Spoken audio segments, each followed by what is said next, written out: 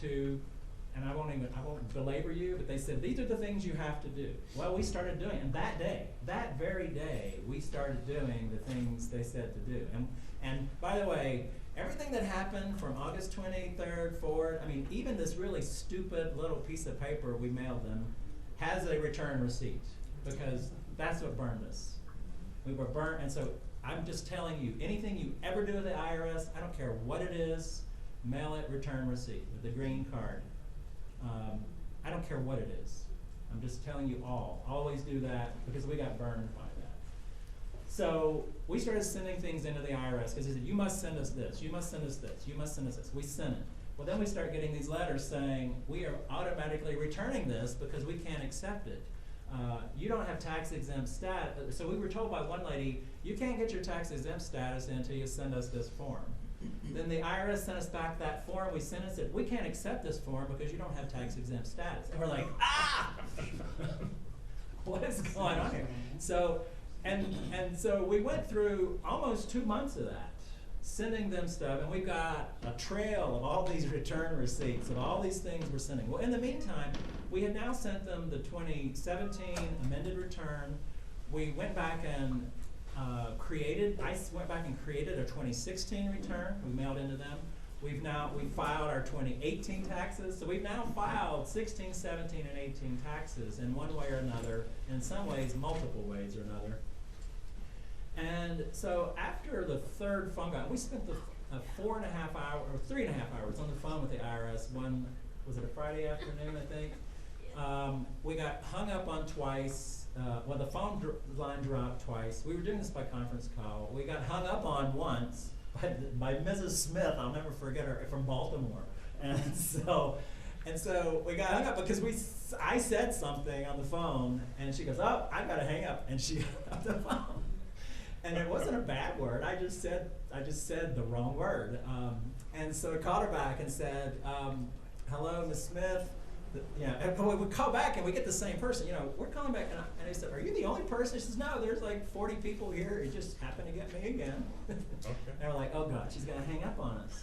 And I said, "Okay, Mrs. Smith, there's an address mailing issue with one of the forms you sent to us, and we have 2 addresses." And she says, "Okay, now I can talk to you." Because the whole thing was, I had said the wrong address. And once I said the wrong address, or the address that wasn't in front of her, once I said the address that wasn't in front of her, click, she hangs up, because it's like, it's evidence to me that it's fraud and you're not the person you say you are. And so that's an automatic procedure to hang up on. And so she says, "I'm sorry for hanging up on you," but she said, "That is the rule. I have to hang up on you if you say the wrong address." But the fact that we started the call by saying there are 2 addresses. You may have 2 different addresses. And so she helped us correct that problem. But then she said also, "You know, your problem's a mess. You've got a mess right now. If you're doing what you're being told on the phone by the EO office, the Exempt Organizations office, and then all this is coming back to you, you've got to elevate this. You've got to go to the Taxpayer Advocate Service, and there's somebody that can help you." And so we're like, "Okay, we're doing this." She said, "There's also this option that you can meet with somebody in person." And we're like, "Oh, get us a meet." So we want a meeting, and so give us a phone number. So we got a phone number to do an in-person meeting. I went to an in-person meeting with the IRS. I walk in, and the first 5 minutes, the lady says, "I can't help you here. We don't have any technical staff who can deal with this kind of issue in this office. And so I'm sorry, but we can't help you. But listening to you and knowing how the system works, go back to your taxpayer advocate and they can help you get over this next hurdle." So we went back to the taxpayer advocate in Jackson, Mississippi. She said, "You know, I can't do it." A couple days later, and was it this past Monday? It's only been 4 days. Was it last? Is it this Monday? The last time. God, okay. It's like, this has been a terror. We did a conference call with the IRS, and we went through line by line our exact issue. Everything I've told you, we talked to the technical person about. And she said, "Okay, here's what we show. Here's a form we show. Here's a receipt we have. We have, you know, they have paperwork for us. They just don't have the right combination of paperwork for us." And she said, "I see this, I see this, I see where this was sent back to you. I see this letter." She said, if you don't have those 2 key return receipts, she said, if you had those, you have a case. She said, but quite frankly, you don't have a case. So you've got to go to this next step. And the next step is you pay a fee and you resubmit your 1023, which is your application for exemption. And so I said, we're going to do that. And so we're going to do that. We think that's the thing to do. And so I'm taking the lead on trying to recreate that package, the old package from 2016. And so I need some decisions from the e-board, or the president, or the e-board, or the full board, or the convention. Somebody needs to give us some advice. 1, is it acceptable for me to do the application? 2, who will sign that application? And legally, I am allowed to sign it, but somebody else could sign that to send it in. 3, we were told to update the application that it must have current data. And so we can do that. But there's another problem in the old application. And this is kind of one of the sticking points that we've had with doing the taxes. One of the recommendations for doing the taxes, because it took me a while to get everything pulled together and to get in the groove and to get IGRA stuff pulled together so that I could actually produce taxes for the IGRA. I have a system now, and so it's easier. It's still not easy. It takes about 30 to 40 hours per form, and I've done 3 of them so far. 3 out of how many? Well, there's only 3 due. We've only existed okay. 3 years. You know, there's another one that's due next May 15 of 2020. It'll be a lot easier than the last 3. They're getting easier because it's like, oh, I've got the language. I just cut and paste. Okay, who are we? Oh, hey, page 1, you know, line 4, cut and paste. You know, just bring it forward. Because who we are isn't changing. That's the easy part. You know, the board part, typing in those damn names one at a time, that's a pain in the ass, but I've gotten pretty good at it. And checking all these boxes, there's like page after page of your foreign entanglements, your political activities. Do you run a hospital? You know, like, are you a school? It's like, no, no, no, no. But then when you say yes, that triggers something else you have to go do, which is you have to then start creating this text and backing things up. But one of the problems, or a problem with our 1023, our original 1023, one of the solutions was to have an accountant do our taxes. Well, that works. There's 2 problems with that. You have to pay more for it. And the second thing is you could have somebody doing your taxes who doesn't know who you are. And that's a problem with our old 1023. The person who did our 1023, I don't know her. She's a good soul, I'm sure. Sarah Kovacs in Missouri. She may be somebody who somebody knows. But she doesn't know much about IGRA, and that's clear when you read the 1023 she filed. For instance, ARGRA. Everybody knows ARGRA is the Arkansas Gay Rodeo Association, right? And Rob Summers was their trustee, right? Right? Yeah. Okay. Exactly. And Rob Summers is the trustee of Arkansas Gay Rodeo. But there's also a Diamond State Gay Rodeo Association, and so they're in there too. There's some there's information about some things we do that I'm like, I don't know who you're describing here. This isn't IGRA. And so this is the next decision, is do we want that information corrected when we send in this new form? I mean, clearly, we're going to correct ARGRA, but do we want the other information corrected? And the other problem with Sarah in Missouri is we called her and said, you know, there's all this text that's been written.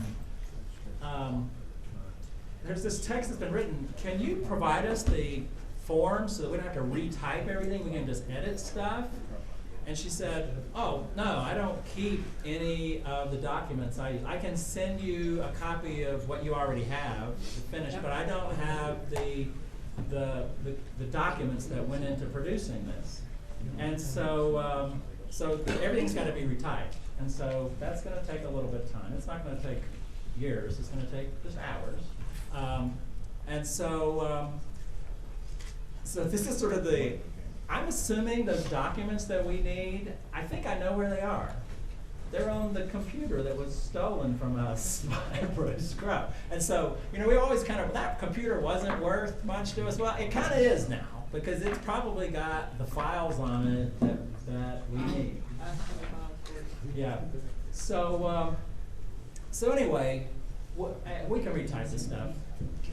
You know, and in the last couple days, I've looked at 2 other 1023s that have been filed by 2 other organizations, and they did really much briefer descriptions of things. And I think we can do that. We can kind of pare some of it back. It doesn't have to be a 7-page description.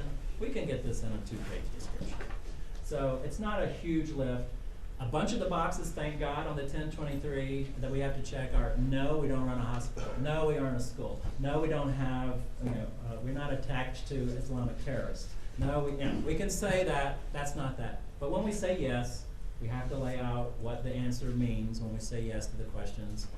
It's going to take some time.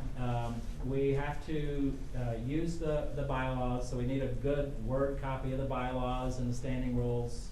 That's easy. We'll use the current. I think we can get this thing done in the next 4 to 5 days from now. So my goal is to file this by next Monday or Tuesday. Our expectation is that we will have a decision from the IRS within 60 days. And here's the key. Here's the good thing, the good news. The process we're going through, we have a 2-page description that kind of lays out what's happened here.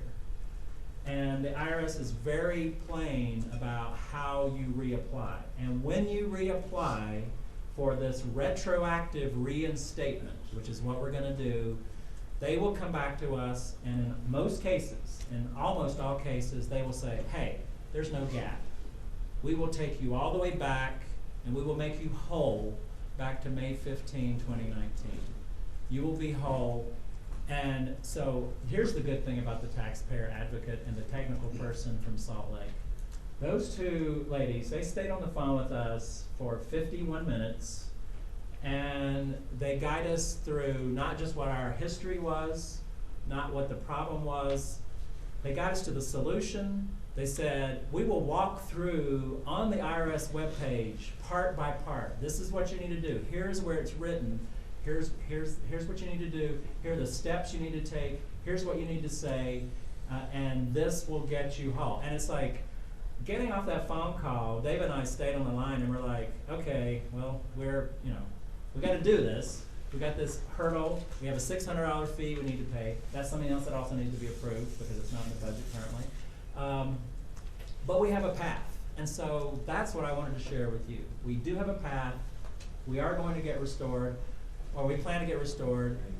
Our official message to people ought to be, yes, the system automatically revoked us because of a paperwork issue. We're working to resolve that.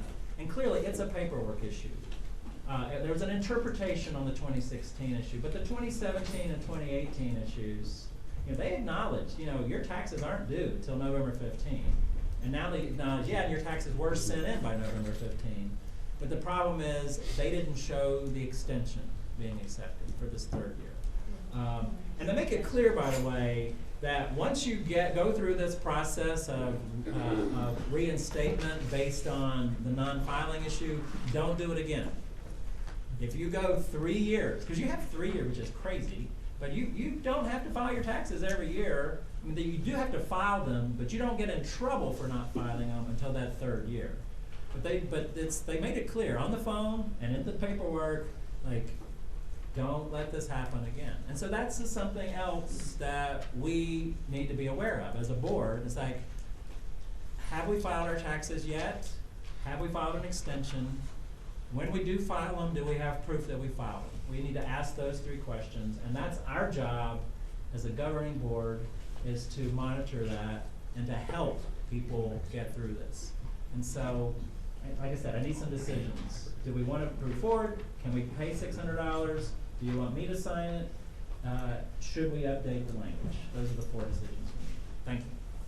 I will make a motion that Michael has prepared the 1023 form, do the updates necessary, and that we paid the $600 required for Reinstatement. For the reinstatement. And I think we can go ahead and let you sign as well. Just keep it simple and easy. A second.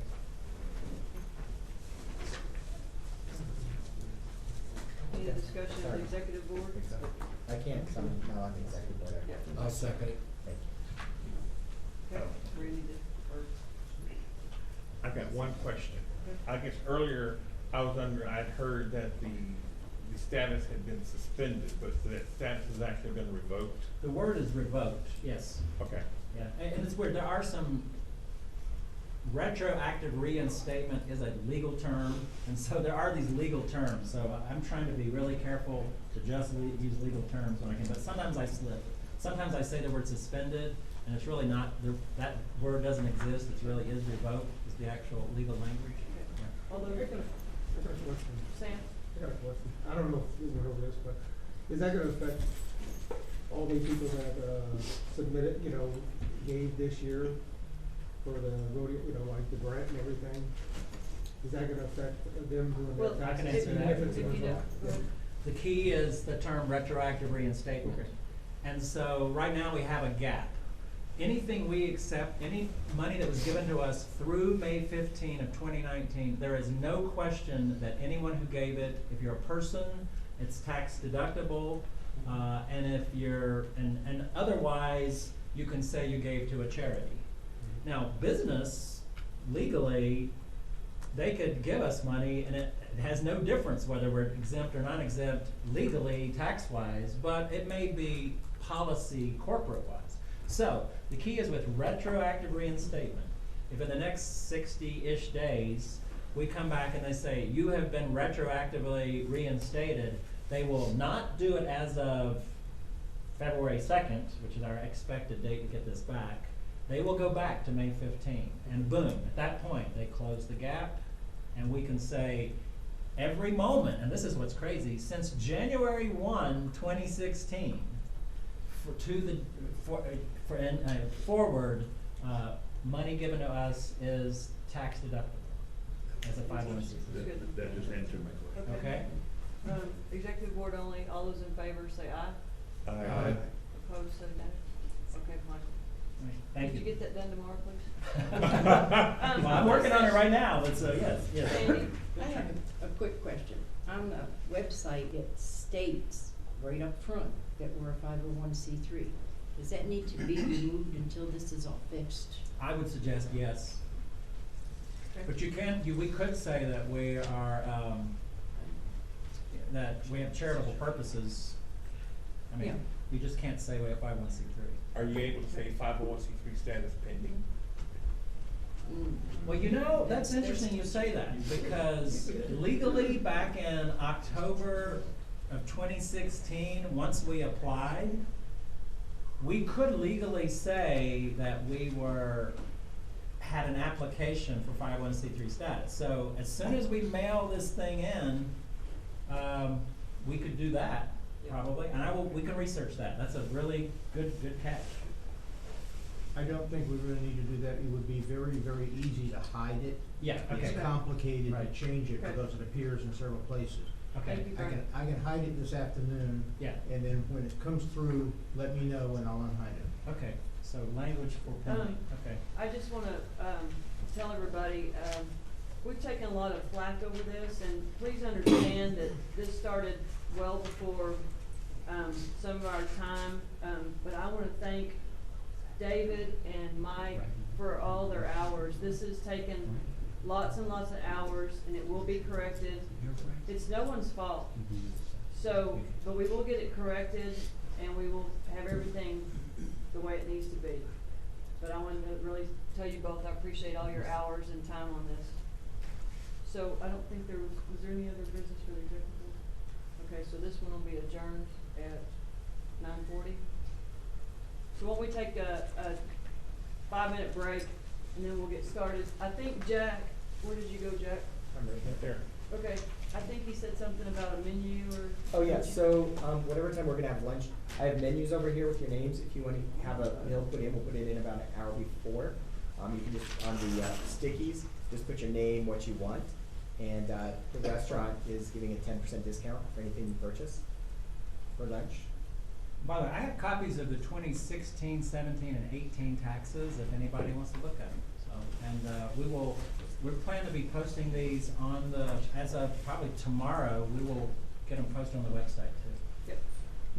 And then everybody will have, once everything's all corrected, everybody will have access to it, once we have the, Yes. okay?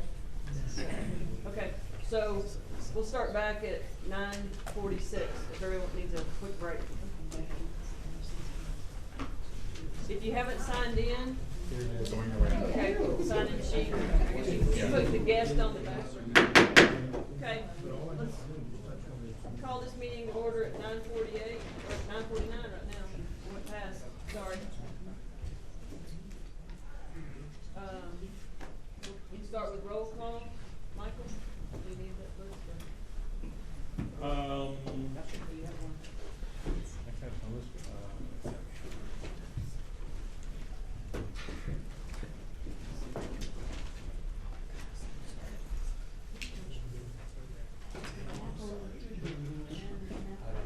RJ? Here. Michael? Here. Jack? Here.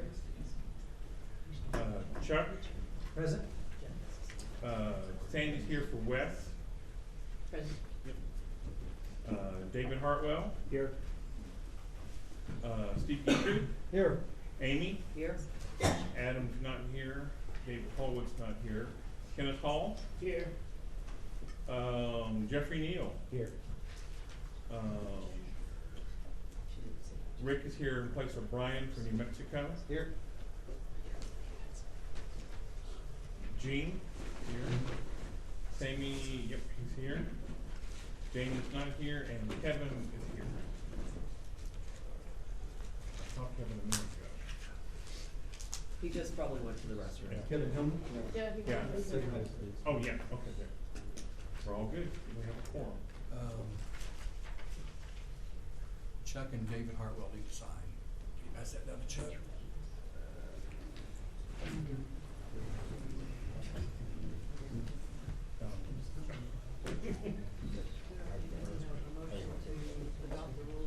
Yeah. So moved. Jeffrey, seconded by. Yes. All those in favor say aye.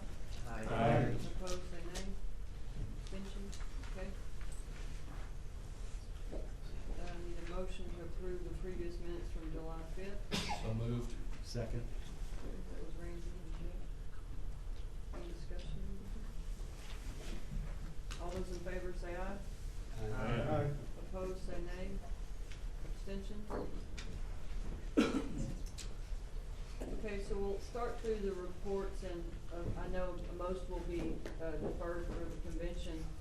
I'm just gonna, I'm gonna defer most of mine, but I'm going to address one thing. I think everybody was copied on this letter from Adam Romanek.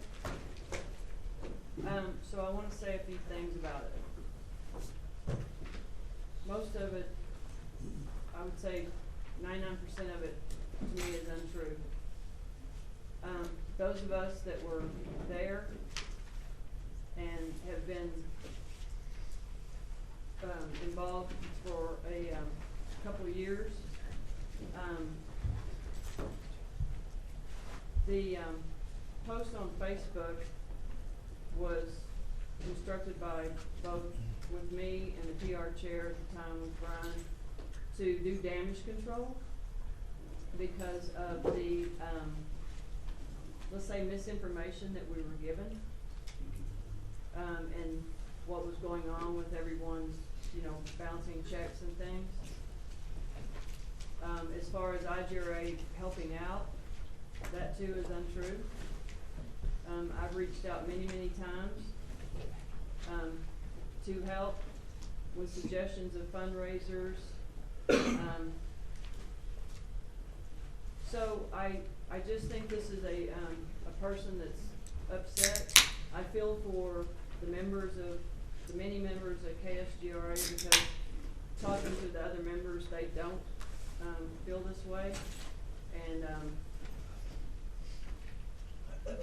I think recently when we did not approve the rodeo school application because of the guidelines weren't followed, that was the straw that broke the camel's back. And, I'm sad about that, I'm sad about losing a association, but we all have to follow the rules and, to blame everything that's happened the past 2 years on me, IGRA, officials, everyone, I think is very wrong. So I just wanna make that statement, because I don't agree with this at all. I'm gonna add on, if I may, on your time. I was at both rodeos. I was even on the board of Keystone for quite a while before I became my secretary. And the first year they had some learning experiences, and there were people that stepped up to help that association that made sure every contestant got paid. Second year, I was like, you've got the registration money.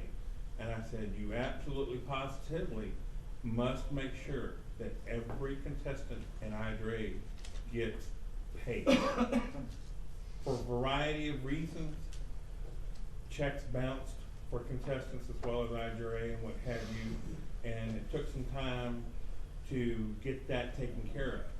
We were told on Monday after that rodeo that things would be done. That wasn't done. The association had people that made significant financial contributions to cover expenses of their rodeo. In the letter, there is no, I didn't see any responsibility on KSGRA's part for what happened. Everything was somebody else's fault, you know. So, we learn from the decisions we make, but the letter was not an accurate representation of what took place. Mipsy, do you have? I'm going to defer to you. Okay. Michael? I'll defer. Okay. David? Give a report now, or are you deferring everything? Or are you just gonna do part of it now and then part of it later? Well, I'll defer it.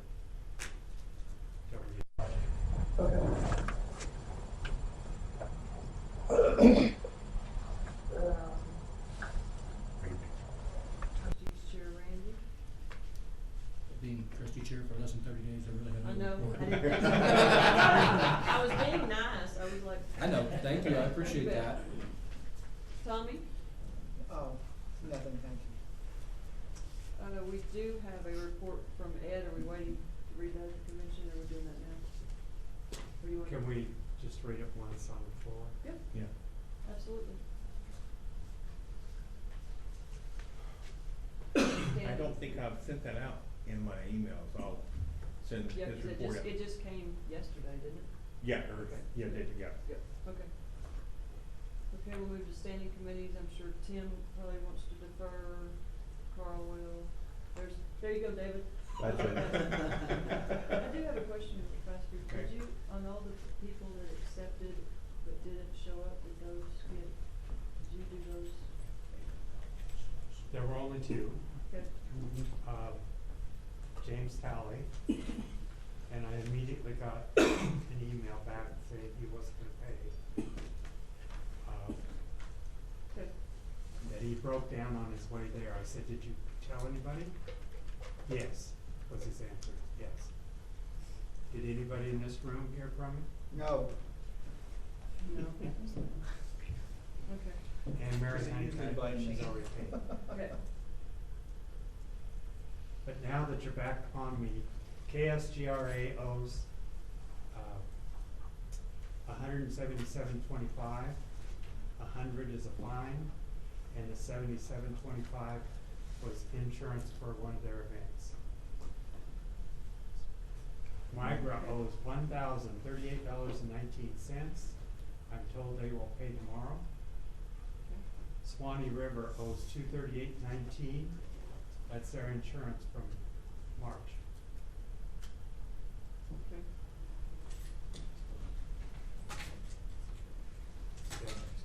They have to pay before they're seized.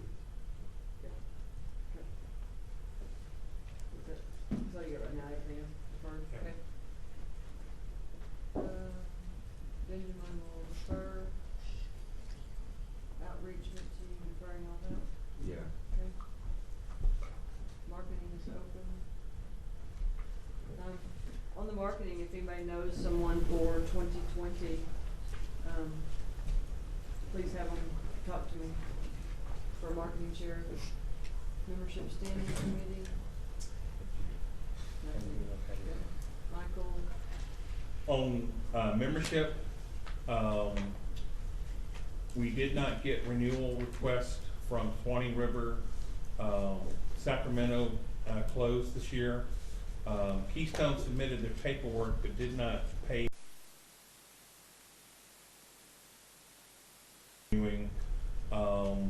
And Great Plains was the very first association to submit their renewal application for next year.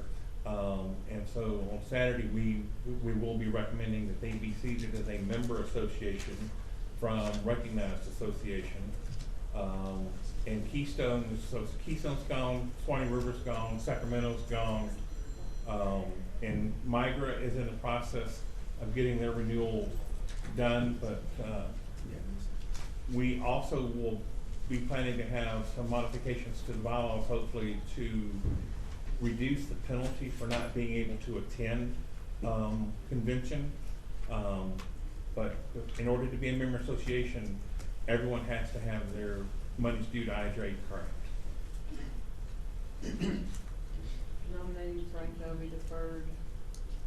Job, so I thought I would let him, because at, like, the board meeting afterwards, we can talk about it, so it'd be like in place right away. So if you don't mind, will you tell them a little bit about yourself, David? Sure. I'm the trustee for Oklahoma. My name is David Hartwell. I have been involved in IGRA for about a year and a half. Started at the Texas Rodeo in 2018 and immediately was struck by how accepting, kind, and helpful everybody that I have come into contact with IGRA has been. When Brian resigned as PR person, he did talk to me. Candy talked to me about the possibility of taking over the PR role. By occupation, I'm an attorney. Please don't hold that against me. But prior to making the bad decision to go to law school, I was involved in a lot of public relations and marketing activity through various jobs that I had during college and law school. In fact, I started working in public relations when I was 13 years old. My dad worked for a manufacturing company in Oklahoma City that produced their own company magazine. And at the time, I was working for the school newspaper.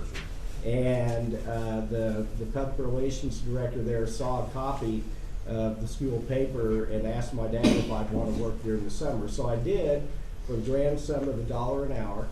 And that was enough to buy a small CD at 13% interest. I felt really rich. But have done a lot of PR and marketing stuff over the years.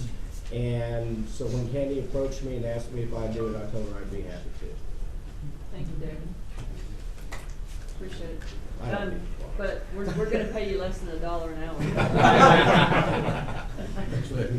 Just a dot. We'll give you a time. Actually, when you pay the retainer, Okay. then we'll talk. There you go.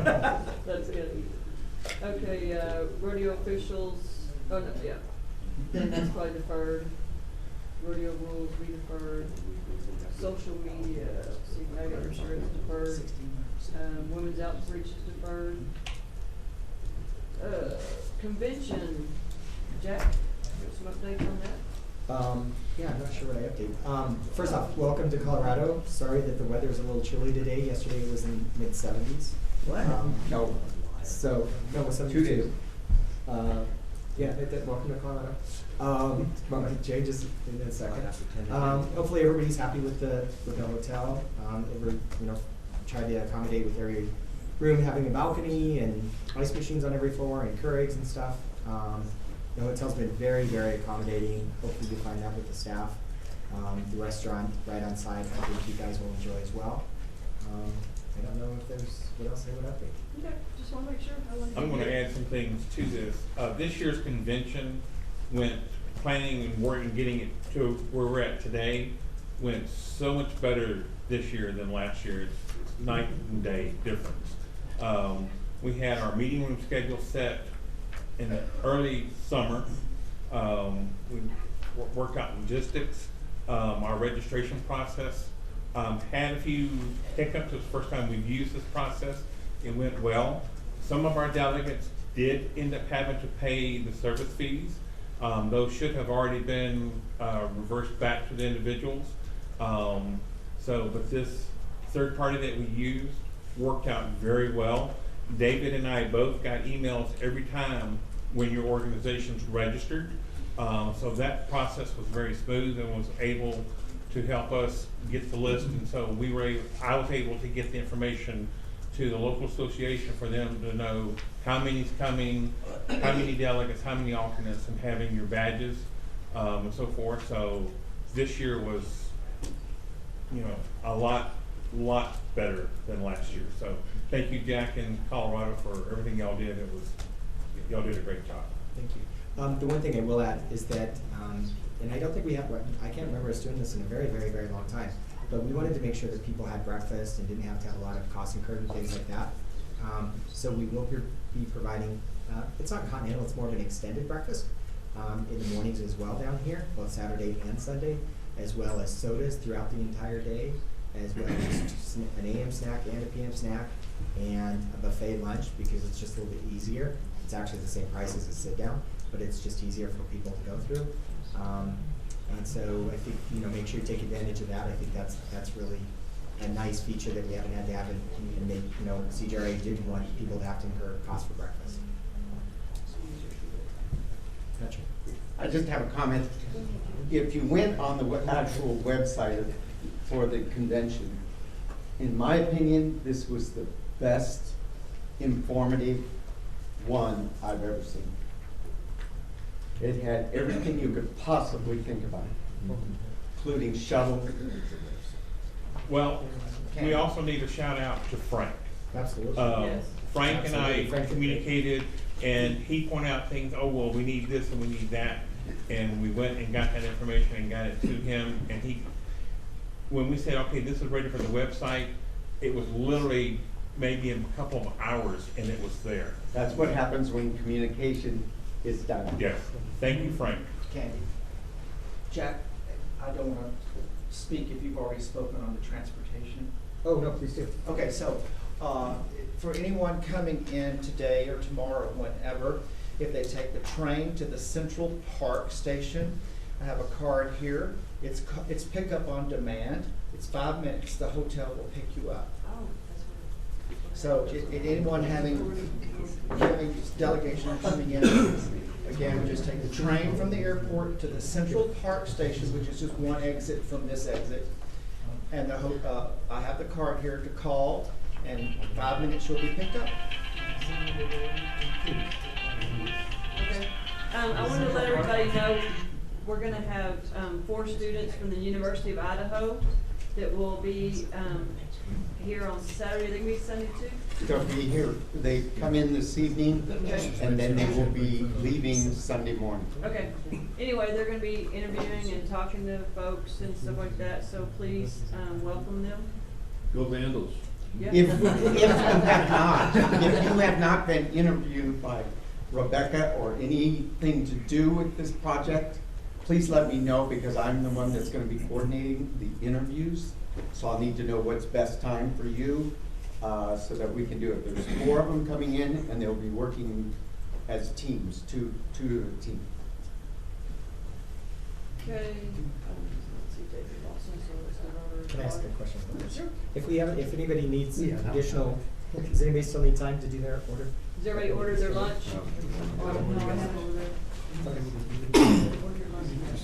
Thank you. Jack, I would like to say one thing, that my room is very nice, but I've made the comment before, hotels with open area atriums can affect votes. Can affect what? Votes,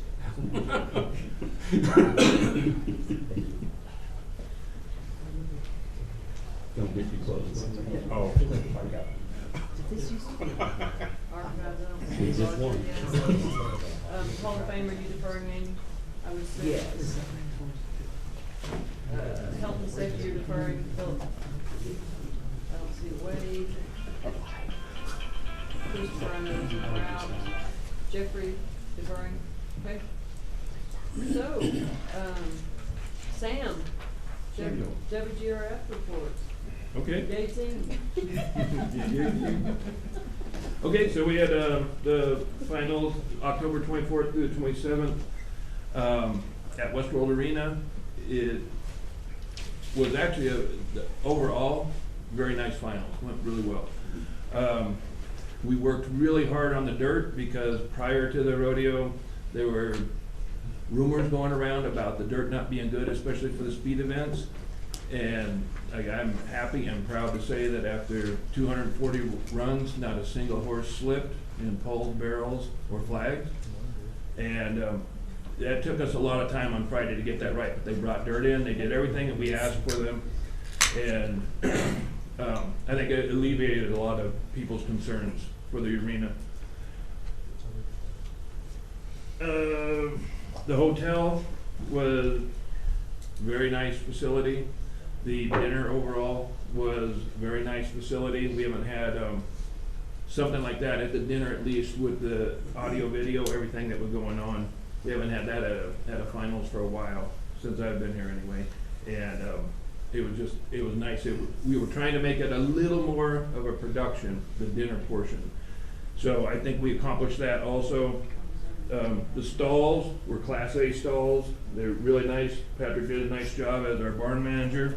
I didn't hear any complaints about stalls, so and then their staff was very helpful. When we needed something, they would get something to us right away. So that was nice. The one biggest complaint about the finals was the water situation. And if you understand the way Westworld works, we have no control. We can't bring food or even water beyond the jugs that we brought in.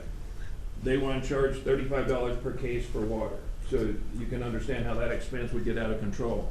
But we've already talked about that as a committee now, what we would do next year, and we've come up with what we think will be a good solution to that, where everyone can have their own water bottle and still fill it up out of the jugs, but it won't be bottled water per se. With the exception of maybe where judges that can't get to the igloos. Everyone else can get to the igloos pretty easy. The other complaint was the time that concessions opened, because there was that gap from the morning till about 11 o'clock when the concessions opened. And so we were told that there was going to be a trailer outside before, but that didn't happen. So that was something that was kind of beyond our control, but it will be mentioned next year since we'll be having it there. And we just had so many volunteers that helped make this thing go. And one of the things that I will say, sometimes we have a reputation of being a complaining group, and there was so many more positive things said about this finals than the past rodeos, past finals, everything.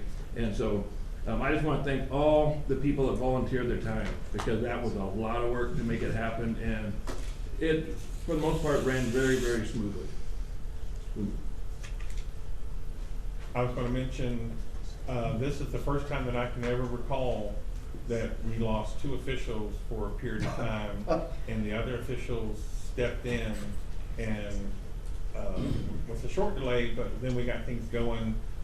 Everyone adapted and covered the bases. I thought that worked pretty well. And I lost my $100 bill. Yeah. Oh, for the It first took a time. whole year. It took 2 3 years. years, yeah, 2-3 years. Yeah, go ahead. I just, personally, I've been going to finals for a really long time, and I would like to shout out to the Michaels clan, Laura Scott, and Sammy Simpkin particularly, because without those 5 people, we would not have had a finals, period. Okay. I want to commend the group as well. I thought it was a great finals. I thought, you know, a lot of people wore many, many hats, and I enjoyed the facility. The stalls are pristine, I gotta tell you, you know, because I travel a lot with this kind of stuff, and it made, you know, horses that pace and everything with those open windows both sides really helps a lot. The ground, that was an excellent job, Sam. I thought it went off really well. The way everything was run, even when they went down, whenever we had a couple officials go down, that all worked out. No one stressed out about it. We still got done, you know, in a good time. Royalty show was great. And I want some of those letters, I'm just telling you. Anyway, Pipsy's husband, that was just really, really nice. I thought the royalty show and competition was really good. And I liked having it right there where we all could, you know, participate. So great. Enjoyed the hotel as well. I know, I don't know if that's a little further down. I just want everybody to know that Sam and I have been trying to get the contract for this next year. Westworld's a little behind this year. We asked for it months and months ago, and they don't let you have it early. And then they just, their contracting people kind of get behind, and we've asked, you know, multiple times to get it, because this time last year we already had it in place. So just so everybody knows, we have asked for that, but they just haven't sent it to us. So I don't know what's going on with that as far as just delay on their part.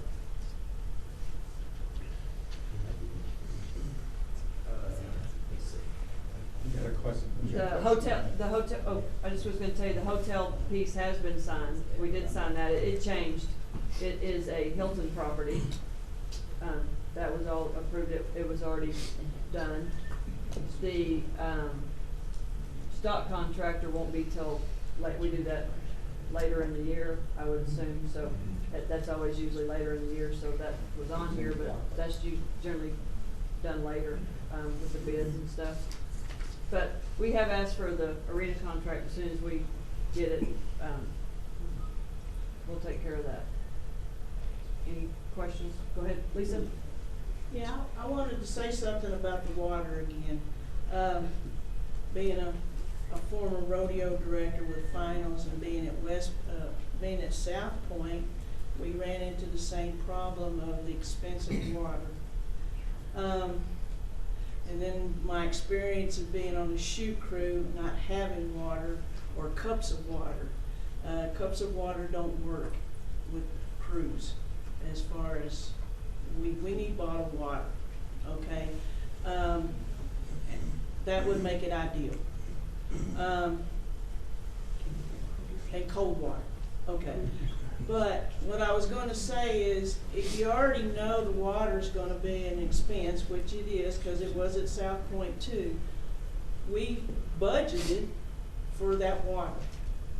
You already know that it's going to be expensive. We also assigned somebody over the water at South Point when we did that note, because we know how the hotel people or whoever it is comes and gives you a case of water, and that water needs to be monitored. I'm just throwing that out as a suggestion that you may, if you can, find a sponsor to pay for the bottled water. Also, we've also run into that in the past too, and we showed them in our rules so that maybe they would be a little bit more lenient. And also, we also asked them themselves to sponsor the water. We did ask that. Okay. But I'm just saying that don't, you know, there is sometimes you have to buy something that you hate spending that much money for water, but it is a necessary evil for us to survive.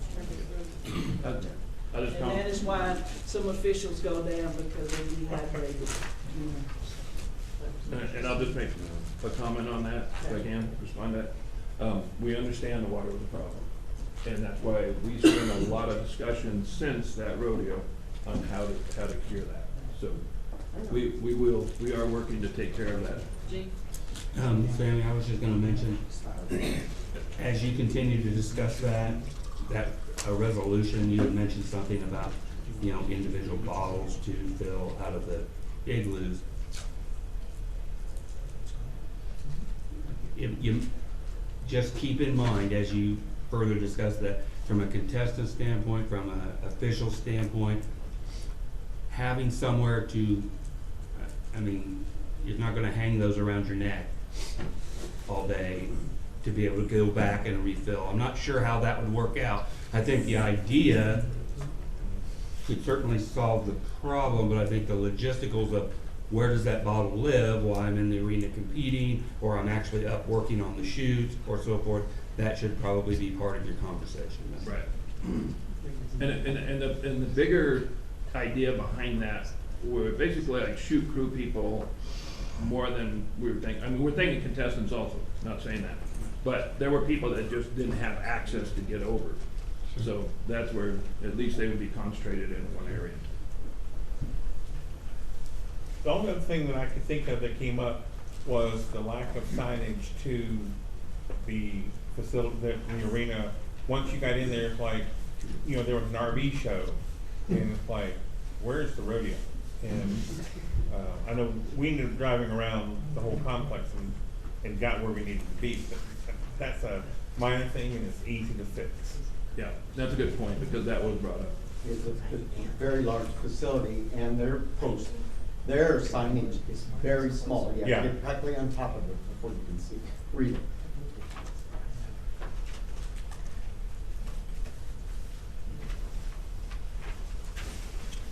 Any other questions? David?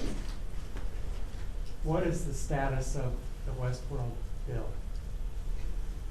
They have all the information they need. They've had it since the weekend when I received the ticket count from you. Supposedly that was the last thing that they were waiting for. Will you email her right now and tell her that we have to have it finished? Okay. See if Yep. she'll give it to us today, or do you need me to? What's that? No, I can do it. Yeah, just tell her that we have to have it. Okay. So that we can, Close the books. yep. Can I just say one thing?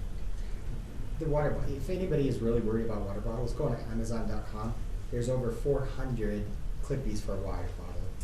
Take some self-initiative. Sorry. But Anything else?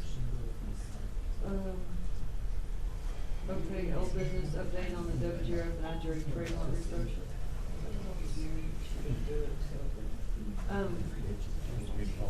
We're gonna have to follow up on that because both Mary and Brian were working on that and neither in the room. Candy, if you need help with that, let me know. I was actually fixing to ask you. Yeah, I know how to do that stuff. Yes, we're gonna have to make sure that that's addressed. Okay. We did discuss the, filings in the 501c3 earlier, if anybody, was anybody not in here that needed an update on that? I don't think so. Okay, that's being taken care of in this next 60 days. Rodeo management system, Christopher's not in the room. But we have evolved, all through the year with the rodeo management system. I'm sure we'll still find a few bugs because what happens is the payout might be different, or we keep finding things, don't we, David?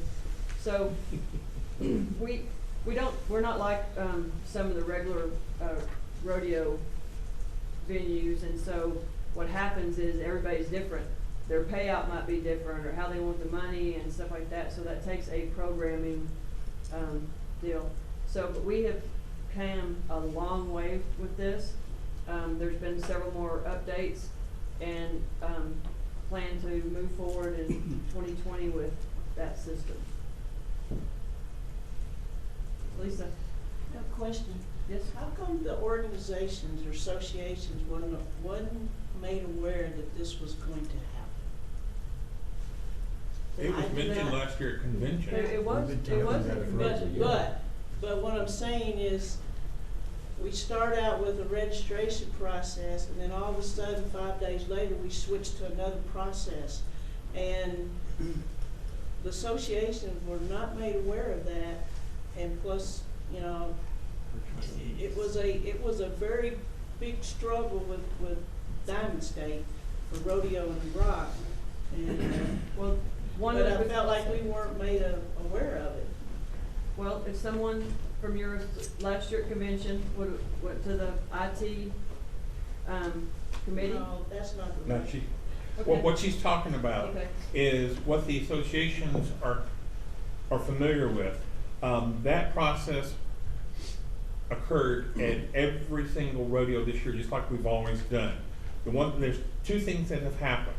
The online registration process for the rodeos changed from the system that Adam ran to utilizing the RMS system. But at Friday night, when we come,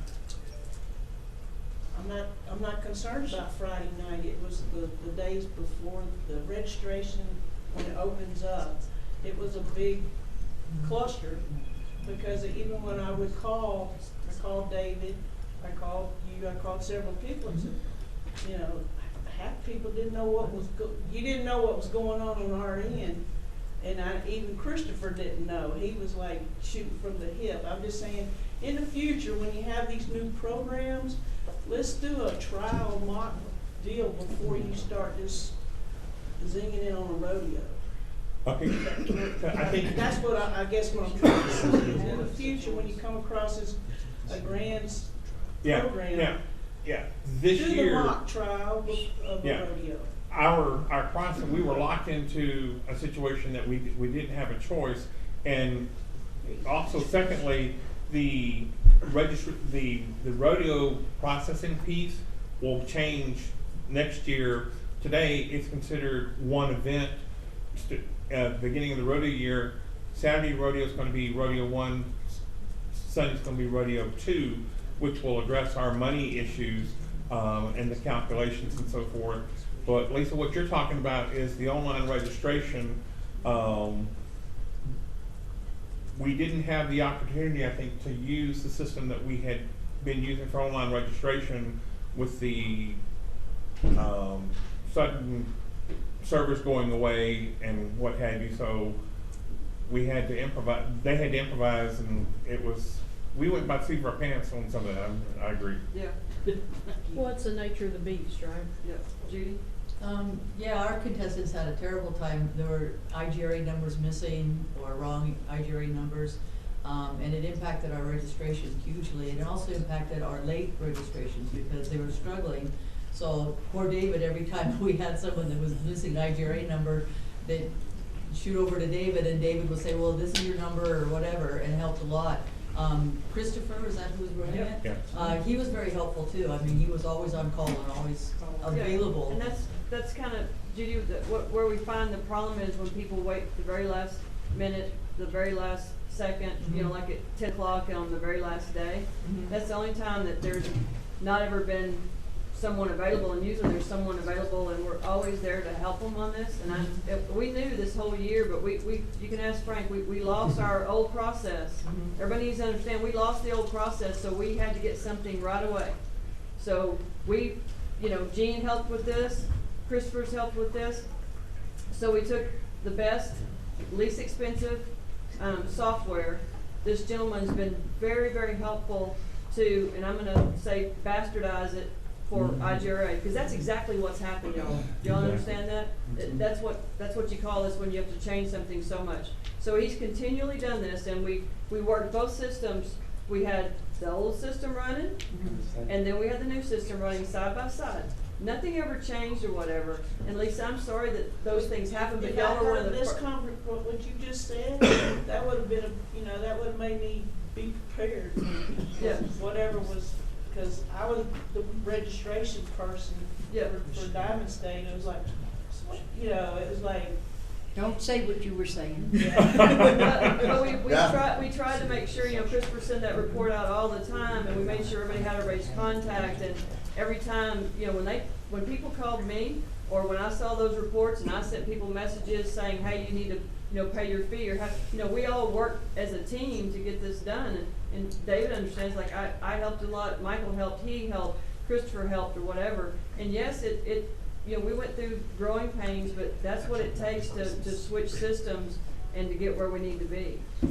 Is it possible for us to talk to you or David or whoever in regards to just a couple of the things that made it more complicated to help fix that? You know? Absolutely. So would I talk to you or I talk to David? Go to the IT meeting, You'll right? talk to Christopher, Okay. and they're en route right now. Okay. I'm not saying that people weren't on hand, they were totally on hand.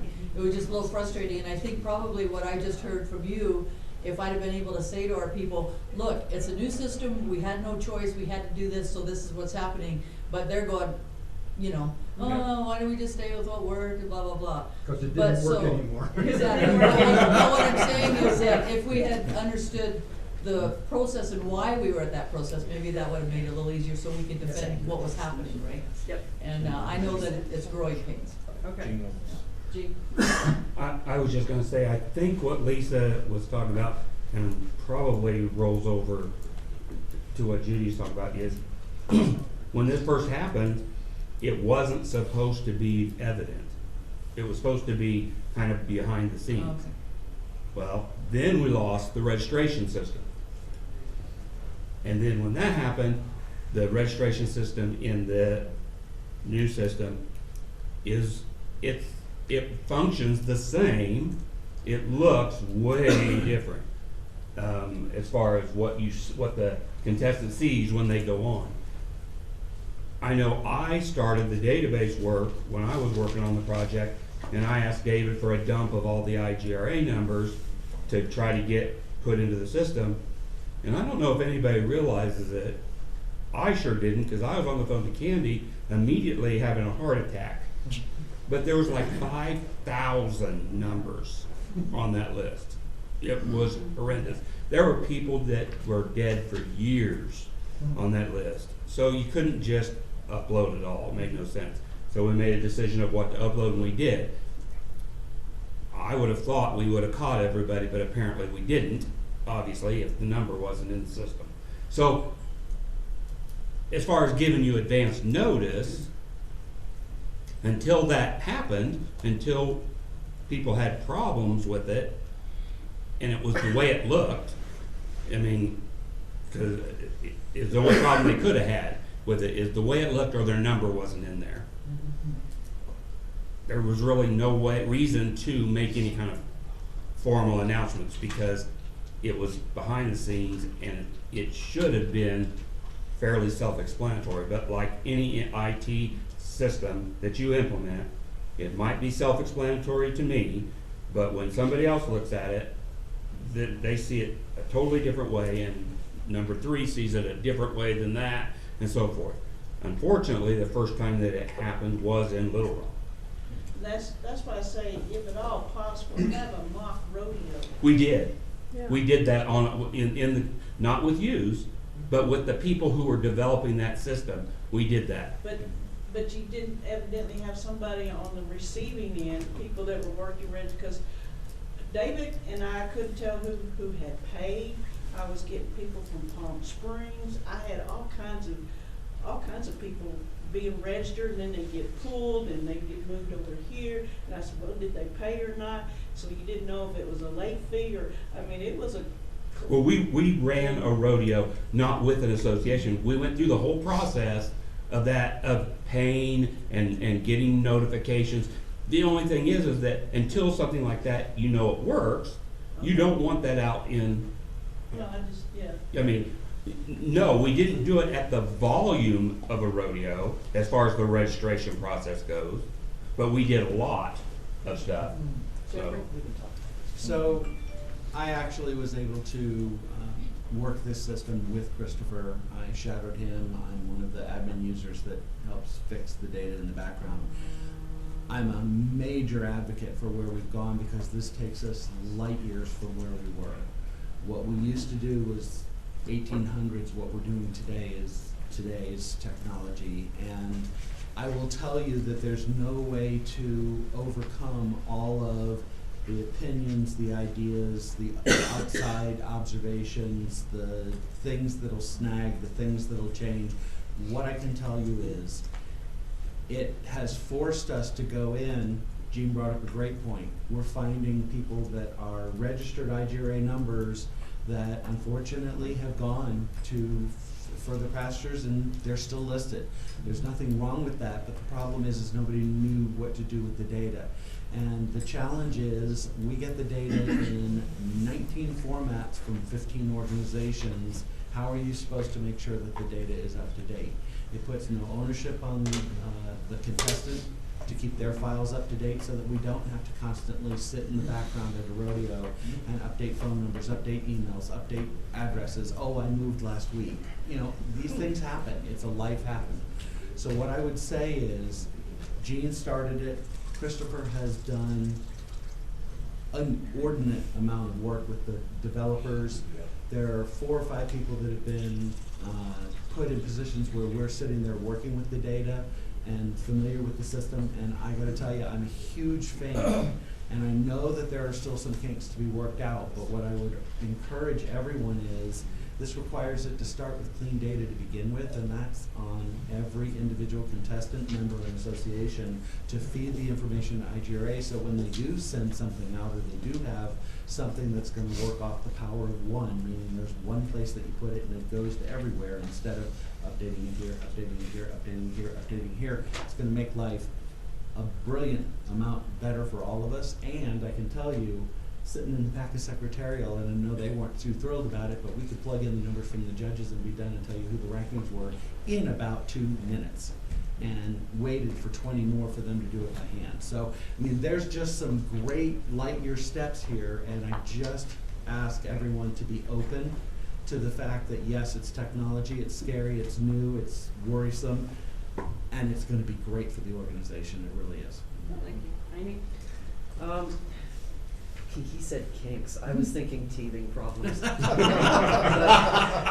You know, generally, as humans, we are resistant to change. Change is scary. But I think instead of criticizing the teething issues that we've encountered, instead we should be commending Chris and Jeff and Gene and Candy and the whole team for all of their effort and moving us into the 21st century. I mean, we understand with any new system that there are going to be kinks, and everybody's working very hard to figure them out. So I don't think we should be criticizing the problems that are inherent to a new system. That's all. Thank you guys so much for your hard work. And we recognize they're there, and we're sorry that it gave some slips to some people during the year. What happens? Michael? The only thing I was gonna mention is, in the RMS system, 3 years worth of data was loaded as the database. If you competed 10 years ago and you hadn't competed in 10 years, you didn't exist. But at every rodeo, we had a printed master list of our old system. So if you competed 10 years ago, I could go to this list and find your number. When you came to compete as a new contestant, we checked that list to see if you had an IGRA number. And so if people came in and said, oh, it's been 10 years since I've competed, instead of us giving them a new number in the RMS system, we simply entered your original number into the RMS database as your number is number 3001, type thing. So we had 3 years worth of data, and then we had to plug in people that came back into the circuit that hadn't competed in a while. Tommy, then Chuck. Just very, very quickly, echoing everything that Candy said, Jeffrey, Amy, thank you to you guys, you programmers. Believe me, whichever one of you said, IGRA rodeo registration is a different animal from any other rodeo association. Believe me, from someone involved with registration for WGRF, it went smoother than, even with complaints from myself. Overall, it went very smoothly. And you guys are to be commended for that. And it's not perfect yet, but it will be, and that's what we're looking forward to. It will be great. Thank you. Thank you, guys. One more quick. Hang on a second. I think Chuck is next. I think just to repeat off what Lisa said, I think what we as trustees are looking for is something from that committee communicating to us what's changed, how it could impact the contestants. We can disseminate that to our contestants. I think that's the piece that we might want to look at providing, because when we get that, we will all send the same message out, and then we don't have people crossing, well, you told me, this told me, he told me, and there's confusion. So anytime you can provide us with that, and we just simply copy and paste it and send it to our contestants might be helpful. And I think that, if I can answer for that, I think that Christopher is right there with you, Chuck.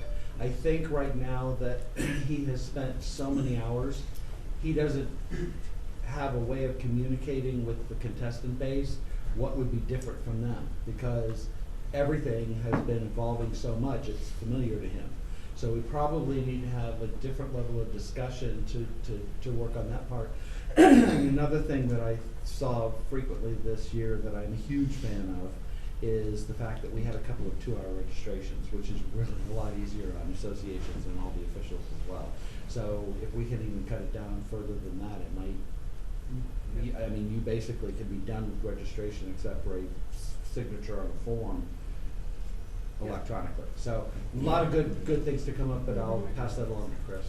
Kind of like what happened with WGRF or whatever. We were trying to get everybody to pre-register, to go ahead and pay. The more that we can get done, the shorter that is, where those people aren't up so late in those meetings and everything. We could shorten everything up and everybody could be done pretty early if we could do it, because we're really one of the only associations that does that. Most of the time everything's, you know, prepaid and all that's done. More or less you just go pick up your number, sign your form or something. So if we, you know, that if we can get there. And so to your deal, Chuck, I think what we'll do is I'll have Christopher get with Frank, and maybe we'll post something there on the front, because with Jeffrey saying the contestant is going to have to take ownership of their profile, right? So we're not going to babysit anymore. So what you can do is you can go in there and you can change your address, you can change your email, your phone number and all that, and that's going to be on them to do, because that's what happens when it sends you your running order, because we'll be evolving and turning these buttons on where that's what's going to happen going forward. It's going to send you your running order, it's going to do all this. And same thing is, you know, helping these guys with the invitations and people addresses or phone numbers and all that, and us having to chase them down or whatever. Really, is that our responsibility? And we did reach out to, you know, their trustees and stuff like that. So we'll make sure that happens, but that information, we'll get some information out about the RMS and, you know, kind of, you know, some bullet points on, you know, how to register and how to update your profile and stuff like that, where that'll help everybody. Lisa? I was gonna say, maybe we need to change Friday night to a check-in and new registration night instead of registration. I think eventually, Lisa, if we could get everybody to do it, that's exactly, you know, what it would do. It could be very, very short if we could get everybody to go ahead and register and pay. You know, that it would be like most other associations. Just real quick, Candy, you are absolutely correct. Babysitting the contestants, we have spoiled them, in my opinion, as if just like you spoil a child.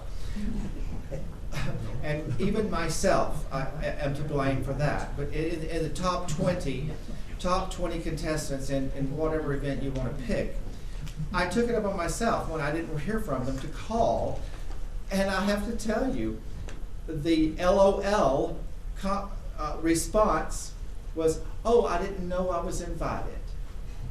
Oh, I haven't been to the mailbox in the last 2 weeks." Well, there you go. The best of the best. I just want to thank the committee that's worked on this. From a registration standpoint, I think it's so much easier from a contestant view. And then B, to have that running order sent to us Friday night, which we get, and especially if you're a horse contestant, all of a sudden you realize, oh shoot, I got to really run here, or I got nice time here, or here with the team roping, we're doing shared horses, we're going to have to ask them to change us, we're too close together. All that stuff from a contestant's view, to have that beforehand instead of just walking into it on Saturday morning, was just such a nice advantage to have that we haven't had. So, I mean, I love the system personally. Next year, we had it this year to a degree, But I think starting, next year, there's going to be a laptop or an iPad where the contestant can go in, log in, and update their information in the system. So it's not David or I or Bruce having to go in and change your address or change your phone number, but that data will be there. And you hit it on the spot. We've had several people comment at the rodeos, I got my running order last night. That was wonderful. And when we push the button and publish the results, you're sitting in the stands. You don't have to go to the posting board. Oh, I got second in barrel racing or what have you. Yeah. It's flip of a button. Something we hadn't turned on yet is it does live rankings that we'll turn on. Let's say there's 20 barrel racers or whatever.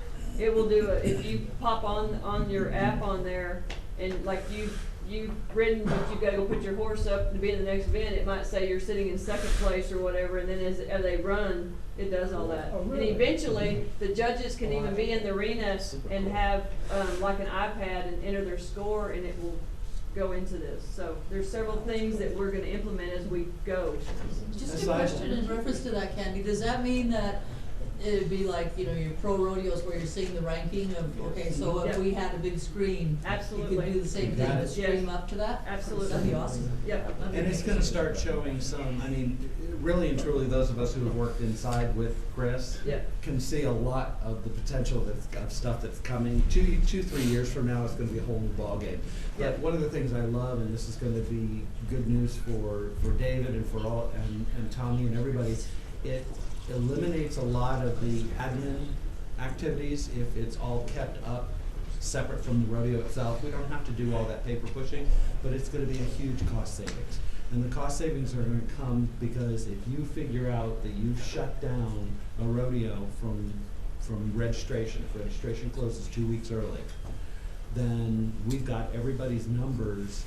If we go to a regular IGRA number as your contestant number and not an additional contestant number every rodeo you go to, 2 weeks beforehand we can say, okay, print me 2 of every one of these numbers, and we've got them there at registration for you, and it's your IGRA number, so we know exactly who it goes with. You eliminate all the costs that David has to do for annual back numbers that we push. There's so many ways that this can improve the whole process. Okay. Any other? We move forward. Why don't we take a 10-minute break right here? Does that work? Okay. Yeah. Well, I've got several meetings, but or maybe Thursday after the board meeting. I don't know, that's today. They're getting here tonight. Okay, sometime tomorrow, we'll figure it out. Current. I got the current, yes, but eventually, I don't think that's gonna turn on. So yes. Yeah. Tommy, good? Thank you. Appreciate it. Was there any other? I don't know. Not I saw those. You just have here. You skinny boys, you're looking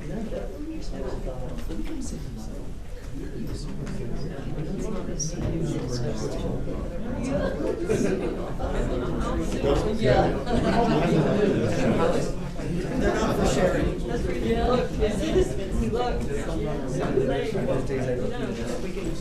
making sure that I read the constitution. It's really, I was written back. Okay, call the meeting back to order.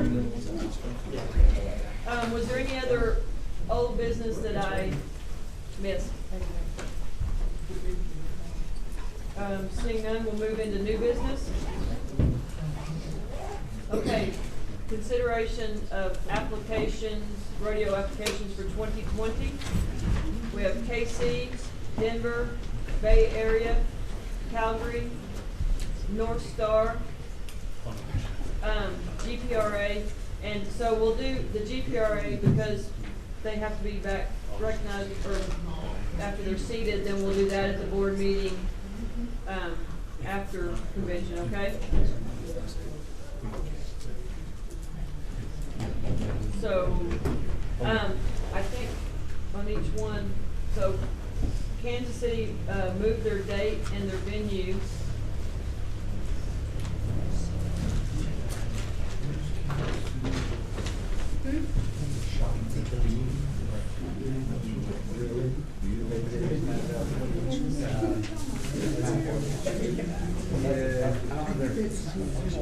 Frank, sorry. What is Kansas City's current date? Is this correct? 29th and the 30th? Yes, it's the weekend Okay, after. okay. Yes. So I've already got that. Yes. But I think the city, she told me the city was, Sedalia, Missouri. Sedalia. yep, We're Sedalia. using Missouri State Fairgrounds. Yep, so the, What's the name of it? Sedalia. Sedalia. Sedalia. Missouri State Fairgrounds. Yep. Missouri State Fairgrounds? Yes. Yep.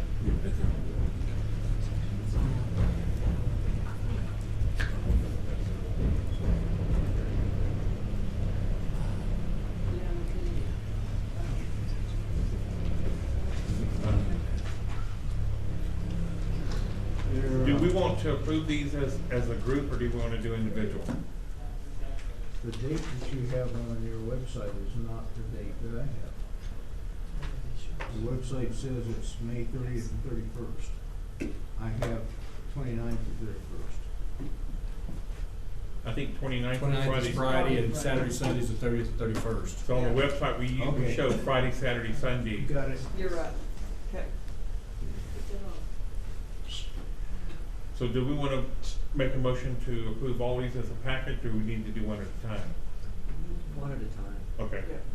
Then I'll make a motion to approve Kansas City. Second. Any discussion?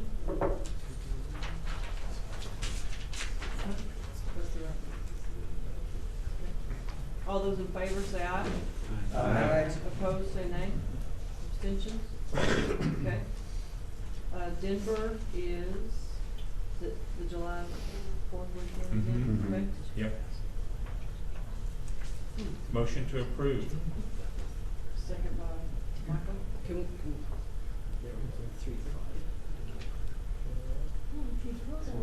July. There's so many goddamn. 325. No, just hold on. Oh, yeah. Like this? Look, there you go. We have different. Okay, that's fine. It says rodeo date 7/10. Any discussion? Oh, go ahead. Well, just on the application, it's showing the rodeo date, a different date than it's showing up there. Yeah, on the application it says 7/10 through 12/19. Oh, So it's showing July 10th through the 12th, then up What there is it's your- showing July 3 through 5. what is the actual date of your rodeo? 10 through the 12. Okay. So we'll Frank, update the those website. are- So it's just the wrong year Yeah. on there. Yeah. 10 through the 12th also the date. That's the wrong date, so it's not 4th of July weekend, it's the weekend after that. Well, that's the wrong. It's the wrong year. I will get that updated this evening. Thank you. So it is the, It's the 10th through the 12th. So the dates on the application are correct. The year's not The correct. year is wrong. The year It's is wrong. 19, that's why it's still on the top. it is. Are you sure? I'm sure she's gonna. Are you sure? Oh. Watch it, brother. July 10th through 12. Maybe December. December 19th, so the rodeo date's wrong. Okay, well, we can add it. The rodeo date should be this year. through the 12th and 20th. Yeah. Wrong year. Huh? Okay. You changed some of the time zones on this one. I call it 6 p.m. now. Well, look, see, all I do is click Oh, over you here, did. you go Oh, to the time clock. Okay. So in So court, it's 6 o'clock. The so- correct date is the 10th through the 12th of July, and Frank will correct that later, okay? Any further discussion on that one? Was there, you made the motion, Michael seconded, right? Mhm. All those in favor say aye. Aye. Aye. Opposed, say nay. Okay? Bay Area, means September 11th through the 13th is correct. Motion to approve? Second. Any discussion on that one? All those in favor say aye. Aye. Opposed, say nay. Abstention? Calgary? It is, there you go. Okay. Correct Motion date- to approve. Correct dates, Judy? Correct, perfect. Motion to approve. Second. Okay. Any discussion on that one? All those in favor, say aye. Aye. Opposed, say nay. Abstentions? Okay. So when I click on, Frank, when I click on the August 2020 Canadian Gay Rodeo, it brings up ASGRA. Where are you? So August 2020, when When you I'm click clicking on on that- the actual rodeo, mine goes to ASGRA. Okay. So the link Yeah, may it be does. wrong. And you click on there, best thing in the bucket is. Is there a problem with Sorry, Judy, you've been assimilated by the US. Okay, that's all right. Best buck in the bay. On the other side of the Wait a minute, Best Yeah, Buck, so- so yes, there's yeah. another one, Best Buck in the Bay does something too? I click on it, it says not found. Can't Okay, find it. alright, okay, alright, he can check those Yeah, we links. can fix those on the website, so. Okay, Bay Area Rodeo. North Star? Motion to approve. Wait, is that the correct dates, Gene? There, July 25th through 20, Yeah, the 24th, 5th, and 6th, yeah, it should be 24th through 26th. the rodeo, so it was on the 25th and 26th. Yep, okay. Who seconded? Yeah. Okay, yeah. Painters are not Discussion. enough. All those in favor, say aye. Aye. Opposed, say nay. We did receive a rodeo application bid from Oklahoma. That we have to act on Sunday night, because currently Oklahoma is a recognized association, and we have to wait until they become a member association, for that. So we'll just handle that Sunday night. Question, are they bidding for Memorial Day weekend? Yes. Thank you. The Texas folks did move their rodeo into April, so there's no date conflict there. See, right there. Yeah, that was always an agreement.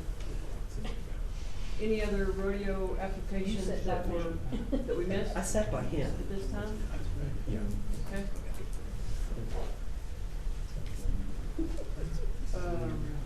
We got legal.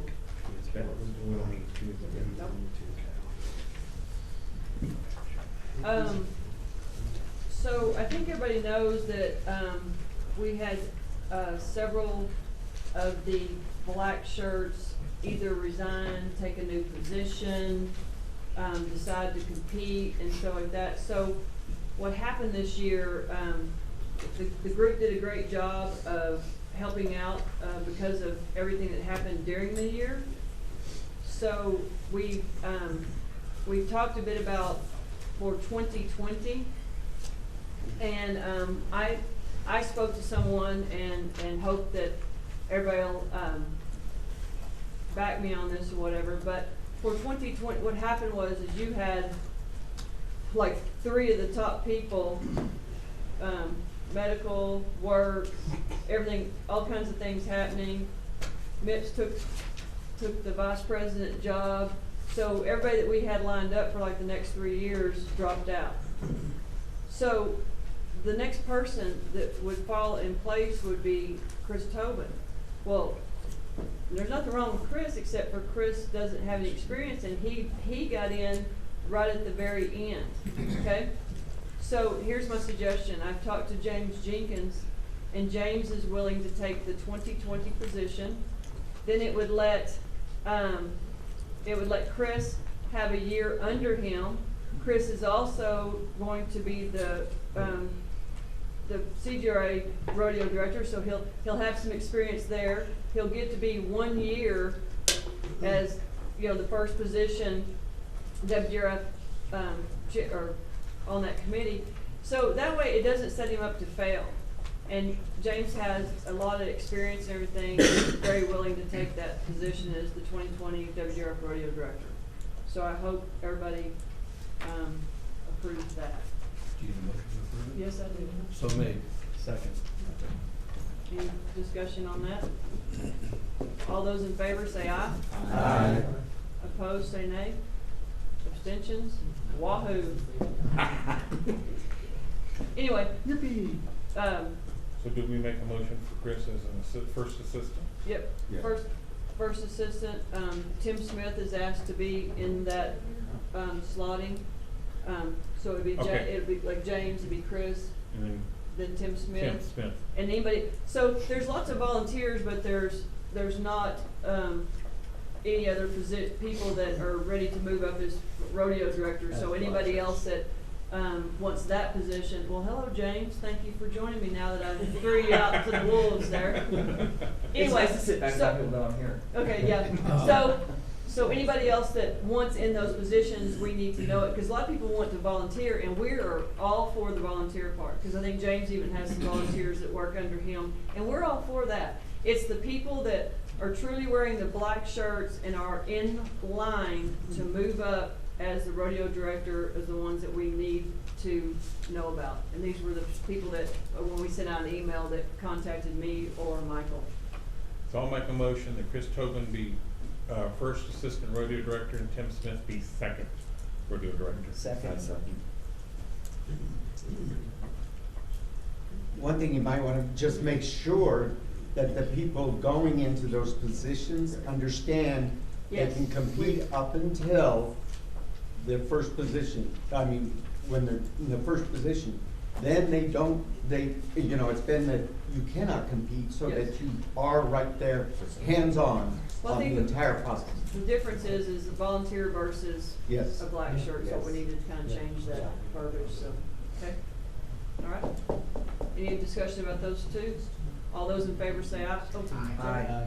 Did you have, if you wanted to say something first? I just have, actually, there's two more names I would like to throw out. And you want in those positions to move up? Or just on the team? Just on the team. Okay, that's fine. Those we'll just make sure that we'll get with you on all that, okay? All those in favor say aye. Aye. Opposed, say nay. Abstentions? Great. Okay, so we got the next 3 years lined out. Okay, that was easy. Did we get rid of the arena crew program? Okay, so that's never, what did you do? Is that money sitting somewhere? That VIP deal, because I think it just fell apart. That VIP, It's still sitting there. okay.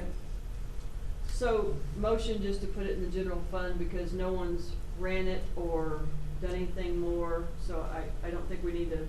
Okay. Second. Any discussion on that? Okay, all those in favor say aye. Aye. Opposed, say nay. Abstentions, okay.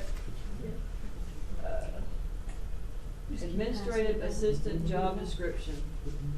It rears its ugly head again.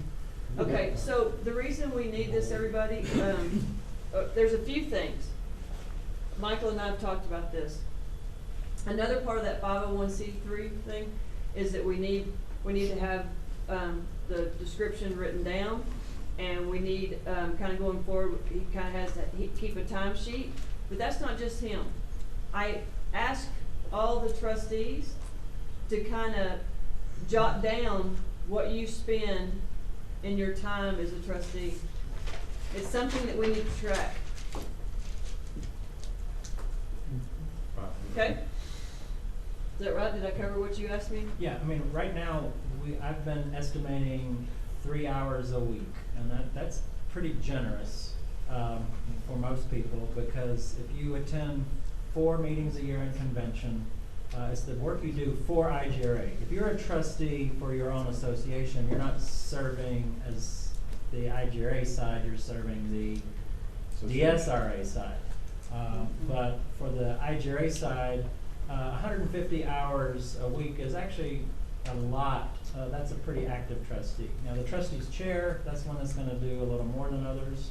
And so in our original application, we said 50 hours a year was what we expected trustees to be doing.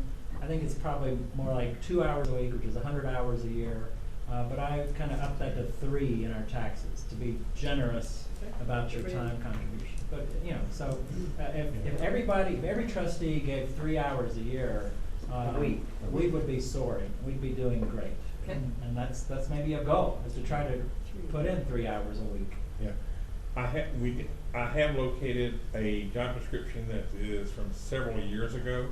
I'll circulate that to the board of directors, and we can either see it's fine or take some things out or put some things in it or whatever. Yep. So I'll communicate So we just that. have to have something in there, is what we have to have, okay? The next time we'll do it to next year. Okay. I think we need to get in Oh, yeah. that we have, Yeah. okay. Correct. I think Michael's been working on this, Procedures and processes, we have an index. I reached out to get some information, some details that I had not gotten yet. So I'm going to try to have that all wrapped up and completed for the first quarter meeting instead. But I wasn't able to get it done for this meeting. okay. 2020 convention bids. Amy, I thought, didn't Ilgra? That was quite common. You're welcome. I've seen that look. No, girl. You're I welcome. nominate, You're no welcome. girl. No, girl. Okay, I just thought I would ask. It's rumored that Texas? TGRA may be thinking about it. That's because Amy started it, that's the reason I asked her back. If no one steps up to it, then I think the executive board then finds a location. You know, if no one comes forward saying, we want you to come to town. And there was also even discussion of us having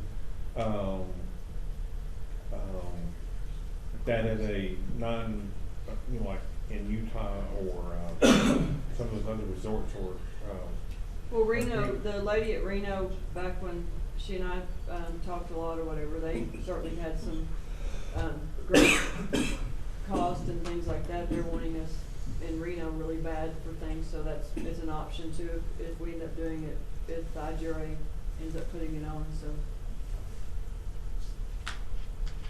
so we can visit this again throughout the convention, so if anybody's interested in hosting it. So that, if I may ask, are you gonna put a deadline now on someone coming forward this weekend? Yes. By the board meeting on Sunday night. Sunday? Yes. Okay. You want to Okay.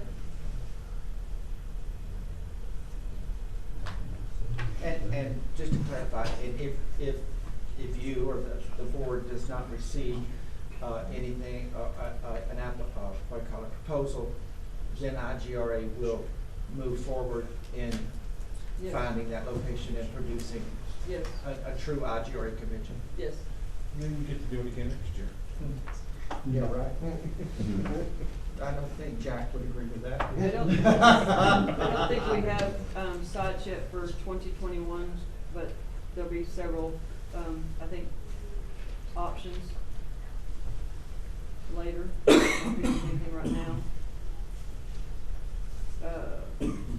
Any other new business? Amy?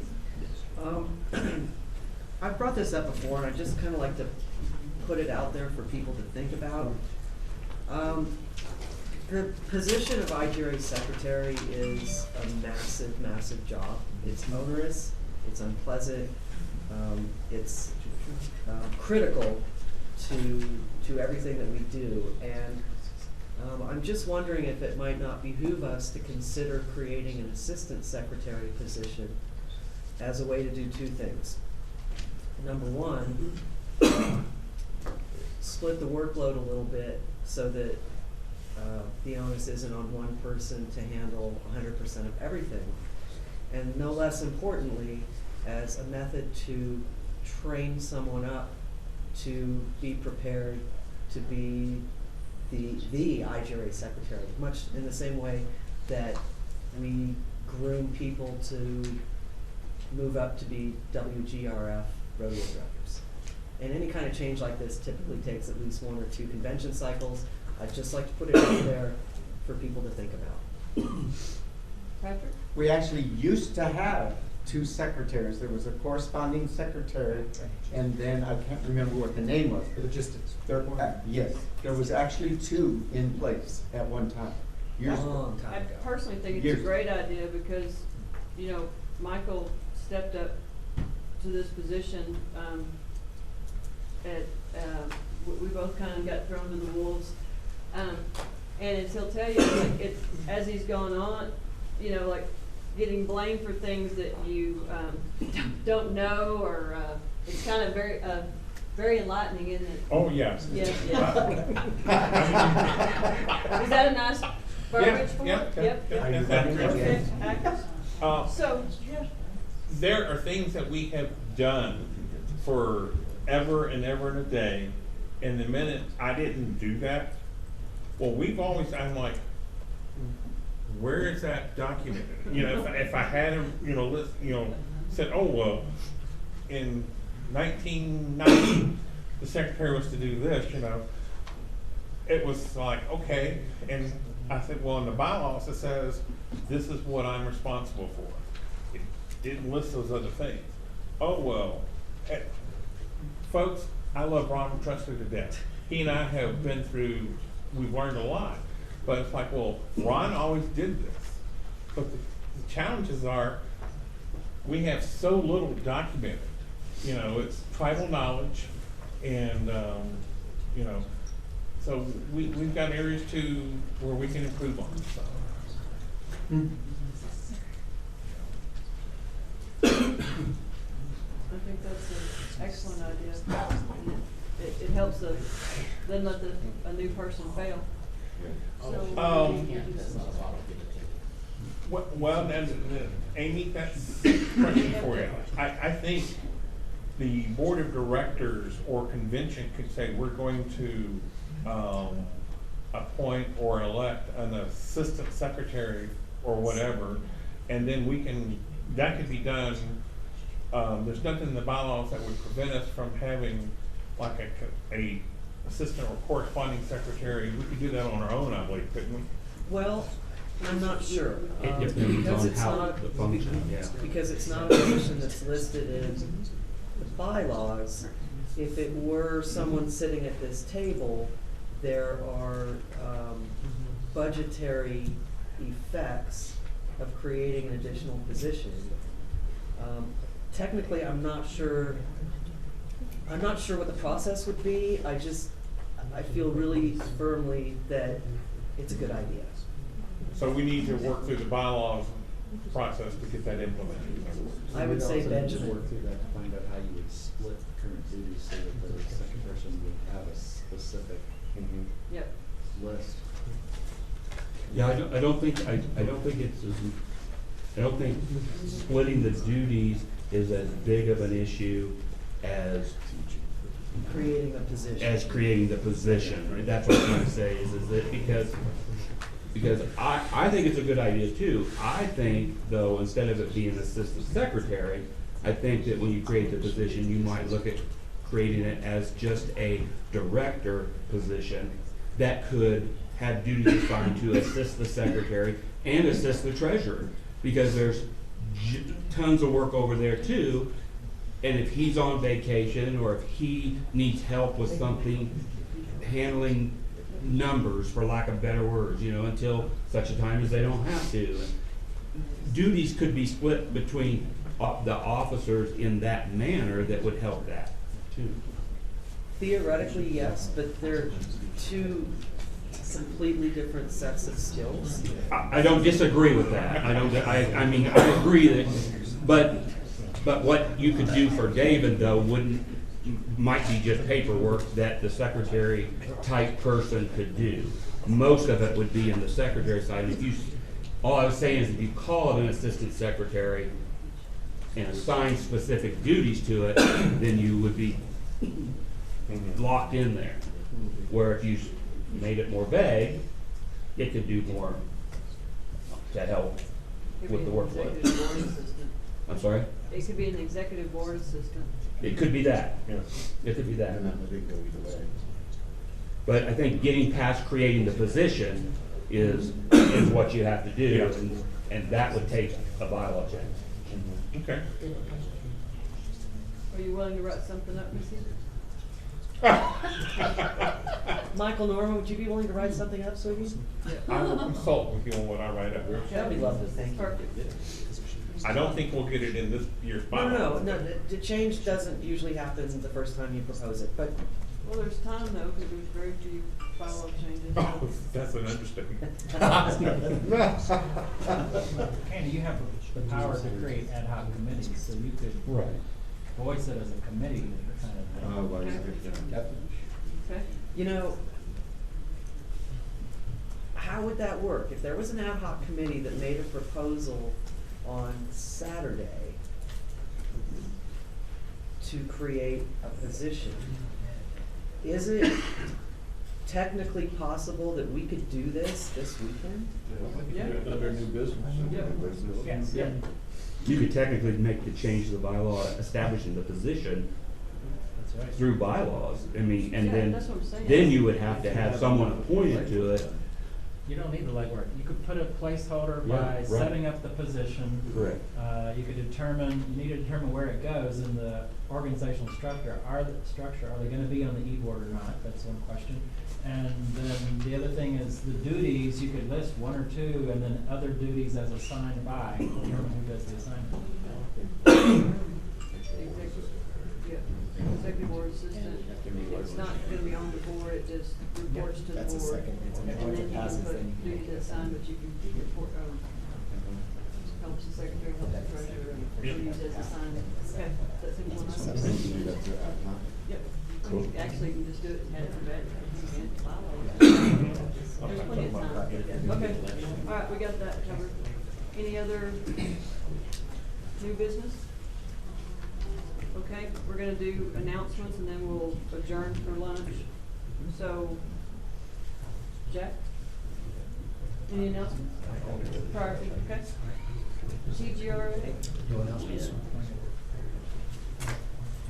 Steve? No announcements. Okay. RJ? Oh, I'm good. David? No, you had your turn. Any No announcements? announcements. To the end of the Okay. line now. Kenneth? No. And you, oh. No announcements. Okay. Gene? Just looking forward to everybody in July. I'm gonna start asking for money. Oh, all right then. I got a penny. I found it last night. That's a penny from heaven, you can keep it. Sandy? Announcements? We had a rodeo Oh, school. no. Oh, Sandy. Sam. I thought you said Sandy. Sandy. Hang on. Too many people talking. There you go. I got overly excited. The only thing I'm going to announce is that DSRA needs your help with our raffle tickets again this year, so see me or I'll see you. When's the big place? When's the raffle? At our Christmas party on 7 December. We have a square. Yes, we do have our square with us. Michael, any announcements? Okay. Kevin? Oh, wait a minute, nope, I skipped. Hang on, Jeffrey. sorry. Jeffrey. NJRA will be holding our royalty competition Thanksgiving weekend, so next weekend, if you are in the Vegas area, come on by and enjoy us, but other than that, we're not. Amy? I'd just like to thank Jack, Tommy, Dave, and their team for hosting us, and I know that you particularly have done a vast portion of the work, so thank you for all your hard work in putting this together, all of you guys. Great. Sammy? Now, Sammy. I have nothing to say. Difficult. We had a rodeo school right, the week before finals, and, just wanna thank everyone that came out to that. It was very successful and it tuned a lot of stuff going into finals. Perfect. Now, Kevin. Okay. Judy? Or no, sorry, Chuck? Nothing. Okay.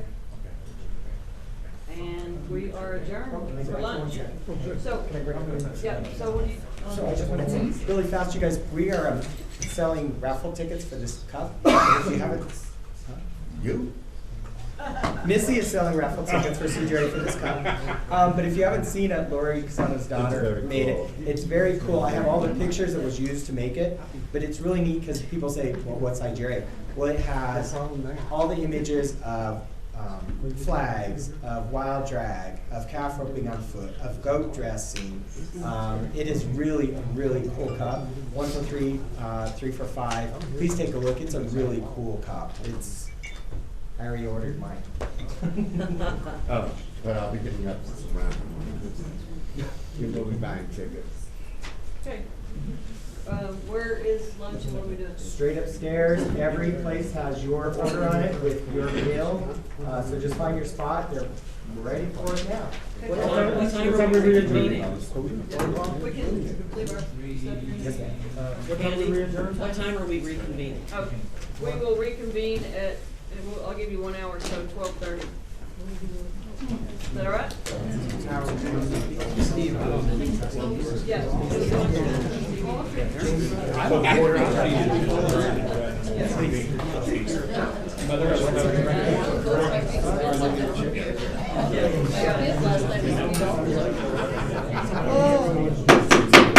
Okay, guys, we're gonna call the trustee meeting to order at 12:33. Michael, roll call, please.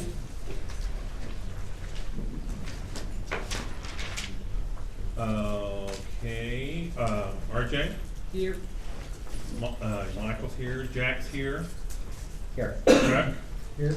Sandy's here. David's here. Steve Petrie's here. Amy's here. Kenneth Paul's here. Jeffrey Neal. Oh, I see that mistake now. I thought I fixed it. Rich Taylor's here. Gene Frakes is here. Sammy's here. Randy's here. And Kevin's here. We have 100% Precipitation.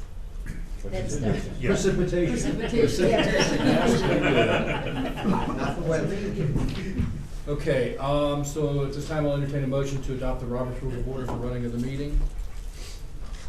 So moved. So moved, do I have a second? Second by Amy, any discussion?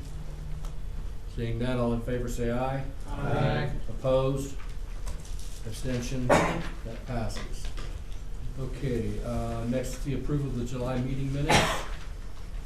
Motion to approve. So moved. By Jeffrey, second by RJ. Any discussion?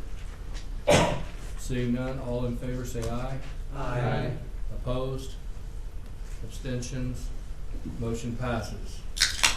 So, moving into old business, we are gonna cover some injury reports from the rodeos. And the information that I've received is there were 10 injury reports received from Colorado's rodeo, 1 from Canada, 1 from Nevada, and then, while there's none attached, I know there were 2 transports for World Gay Rodeo Finals. I submitted reports. I remember they were submitted, but they just weren't set out in the minutes. And then we had 1 non-transport from dehydration.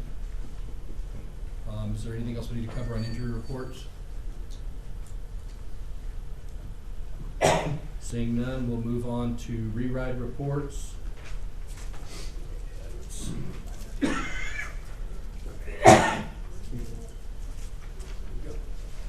So on the re-ride reports, there were 2 re-rides offered in Colorado. There were 3 re-rides offered in Nevada, and there were 3 re-rides offered in World Gay Rodeo Finals. So I have no other re-ride reports from any of the other rodeos. Any discussion on those?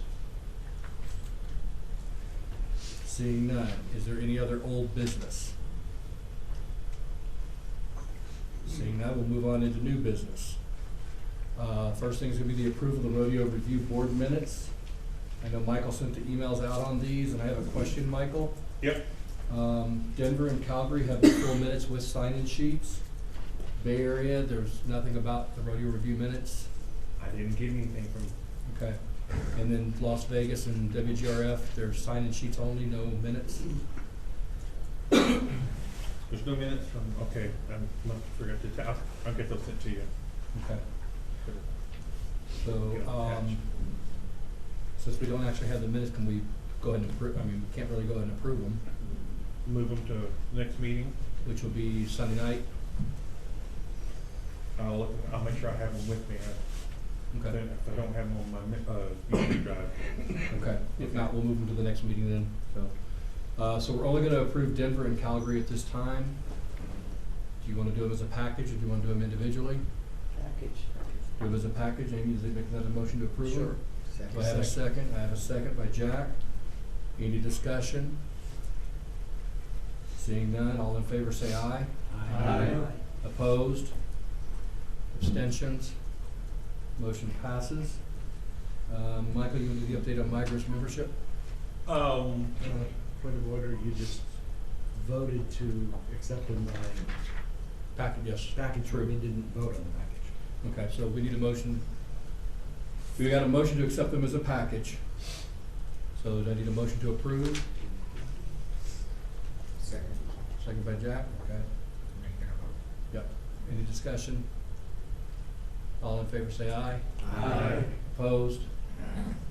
Abstentions? Carries. Okay, now, Michigan? Okay, as we go each year, the IGRA secretary processes the membership renewals. And so I send out emails to all the associations, and it's challenging when the associations don't respond back at all. So a lot of times when I send things out, I really need the trustees to respond back one way or the other when that's appropriate. This week, I did get the Michigan paperwork submitted. We advised them of the amount that they still owe to IGRA. They said they are aware of that dollar figure, and they will be paying, getting current. But until they're current, on convention floor, there will be a motion to retain them and recognize status until they pay in full. And then instead of having to wait till the following convention, that once they're paid in full and we got all the other forms, that we could move them to member association from recognized association. But that would require a vote of the organization. So currently the bylaws permit, if you're a recognized association at convention, you stay that way until the following convention to get moved into member status. We've had some discussions with several people this year that the penalty for not attending convention is a bit extreme. So there'll be a proposal that goes through bylaws to reduce that penalty. Some people just, they're a small organization, and if the convention is far away, they just don't have the means to do it. And so to take them out of the loop is kind of an extreme thing, but just wanted everyone to be aware of that. And so. Is David gonna be here this weekend? No. Is someone from Micro gonna No. be here? But I thought earlier someone said that, didn't you say, David, that, or when you were giving the report about what they owed, that they were gonna take care of that tomorrow, or? They'll call me. They're gonna call you tomorrow? Yeah. Okay. So how are they going, so they're only gonna get moved to recognized because they're not here, not because they hadn't paid the bill? Well, Because if they pay the bill before Oh. convention starts, then it's just Yeah. because they're not here. but we would have to pass that bylaw change and make it effective immediately to keep them from Otherwise, staying. they would be recognized. Yeah, yeah, exactly. So, Okay. Any other new business? Chuck? Randy, I'd like to make a motion on behalf of CRGRA to rescind the fine that was assessed in regard to the stock contractor insurance policy. Okay, I have a motion to rescind the fine by Calgary. Do I have a second? Second. Okay, we have a second. Floor is open for discussion. Chuck? The reason that we're asking for this is, it's not really trying to point blame or fingers at anybody, because there was a lot of mass communication going on with different individuals. But what may not be known to a lot of people here is ARGRA, before that, historically purchased their stock contractor insurance through CALIF. And we've had about a 4-year gap between them and the new association, which some of the individuals may not have known. But there was communication between the president, with Heather, who was the arena director, I believe, is that correct? With Tommy, I think Tommy was talking about this, and they were talking about this, which were, Tommy was talking about the Board of Directors Insurance for IGRA. The communication was with Judy was that. I, as the trustee, didn't know anything until Thursday before the rodeo school, whether it was there or not. I had communicated and asked the individuals if they had that, and they believed that they had it. So that because of the communication with Tommy. So there was a lot of miscommunication with that. It was rather severe, it's $1,000. It's a new association. We also have a committee that was supposed to be appointed as a mentorship committee, the executive board, to help new associations. And nobody reached out to this association to help us with that or anything. So I think it's just a little bit extreme for a new association that's coming in, putting on rodeo for the first year to receive a $1,000 fine. We did purchase the insurance. We did get it immediately. Tommy helped us with that. Caleb helped us with that. So we needed to get it in place, what we needed to do. The money was transmitted instantly, and David was able to verify that. Thank you, Randy. Judy? Just to add to Chuck's comment, it's actually $1,600 US. It's $1,000 for the fine and $50 a day. So in perspective, and things change as years go by, and because we have been involved with rodeo for many years, like many years ago, there's some changes that we were not aware of. And Tommy and I did talk, and I was talking to Tommy about one thing, and he was talking about another thing, and so basically, we just kind of had a miscommunication, and I didn't follow up, so I take responsibility for that. But just to clarify, just so that people are aware, we really appreciated the support we got from IGRA last year, but there's a 30 to 35% exchange rate. And this hasn't really impacted us as much in the past because there wasn't that much of a discrepancy in US to Canadian conversion. But when we look at it, the way that it works out is the cost of an entry, for example, is $30 US, $39 Canadian. For a person to enter a single event, it's $78 Canadian versus 60 US. For 3 events, it's $234 Canadian versus 180 US.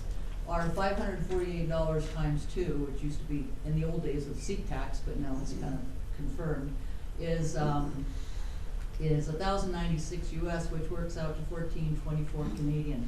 So our fees and our fines actually work out to $2,696 US, if we count that $1,600 US fine, which is $3,504 Canadian.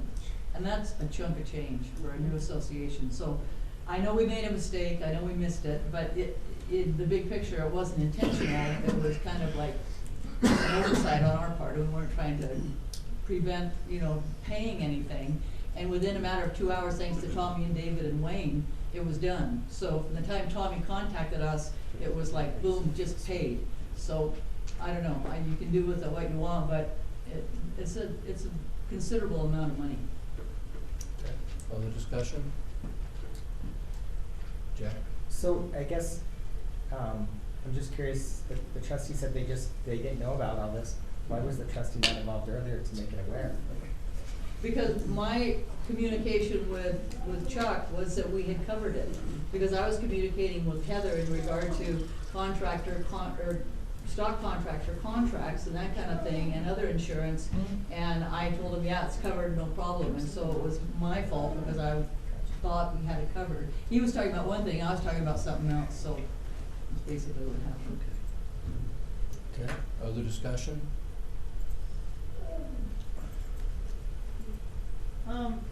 Just listening to what Chuck said, it kind of concerned me because I was the orchestrator of the mentorship bylaw that was put in last year, that IGRA was supposed to have a mentorship committee to work with new rodeos, and that may have been precluded if the IGRA executive board had appointed a committee to mentor the new rodeo.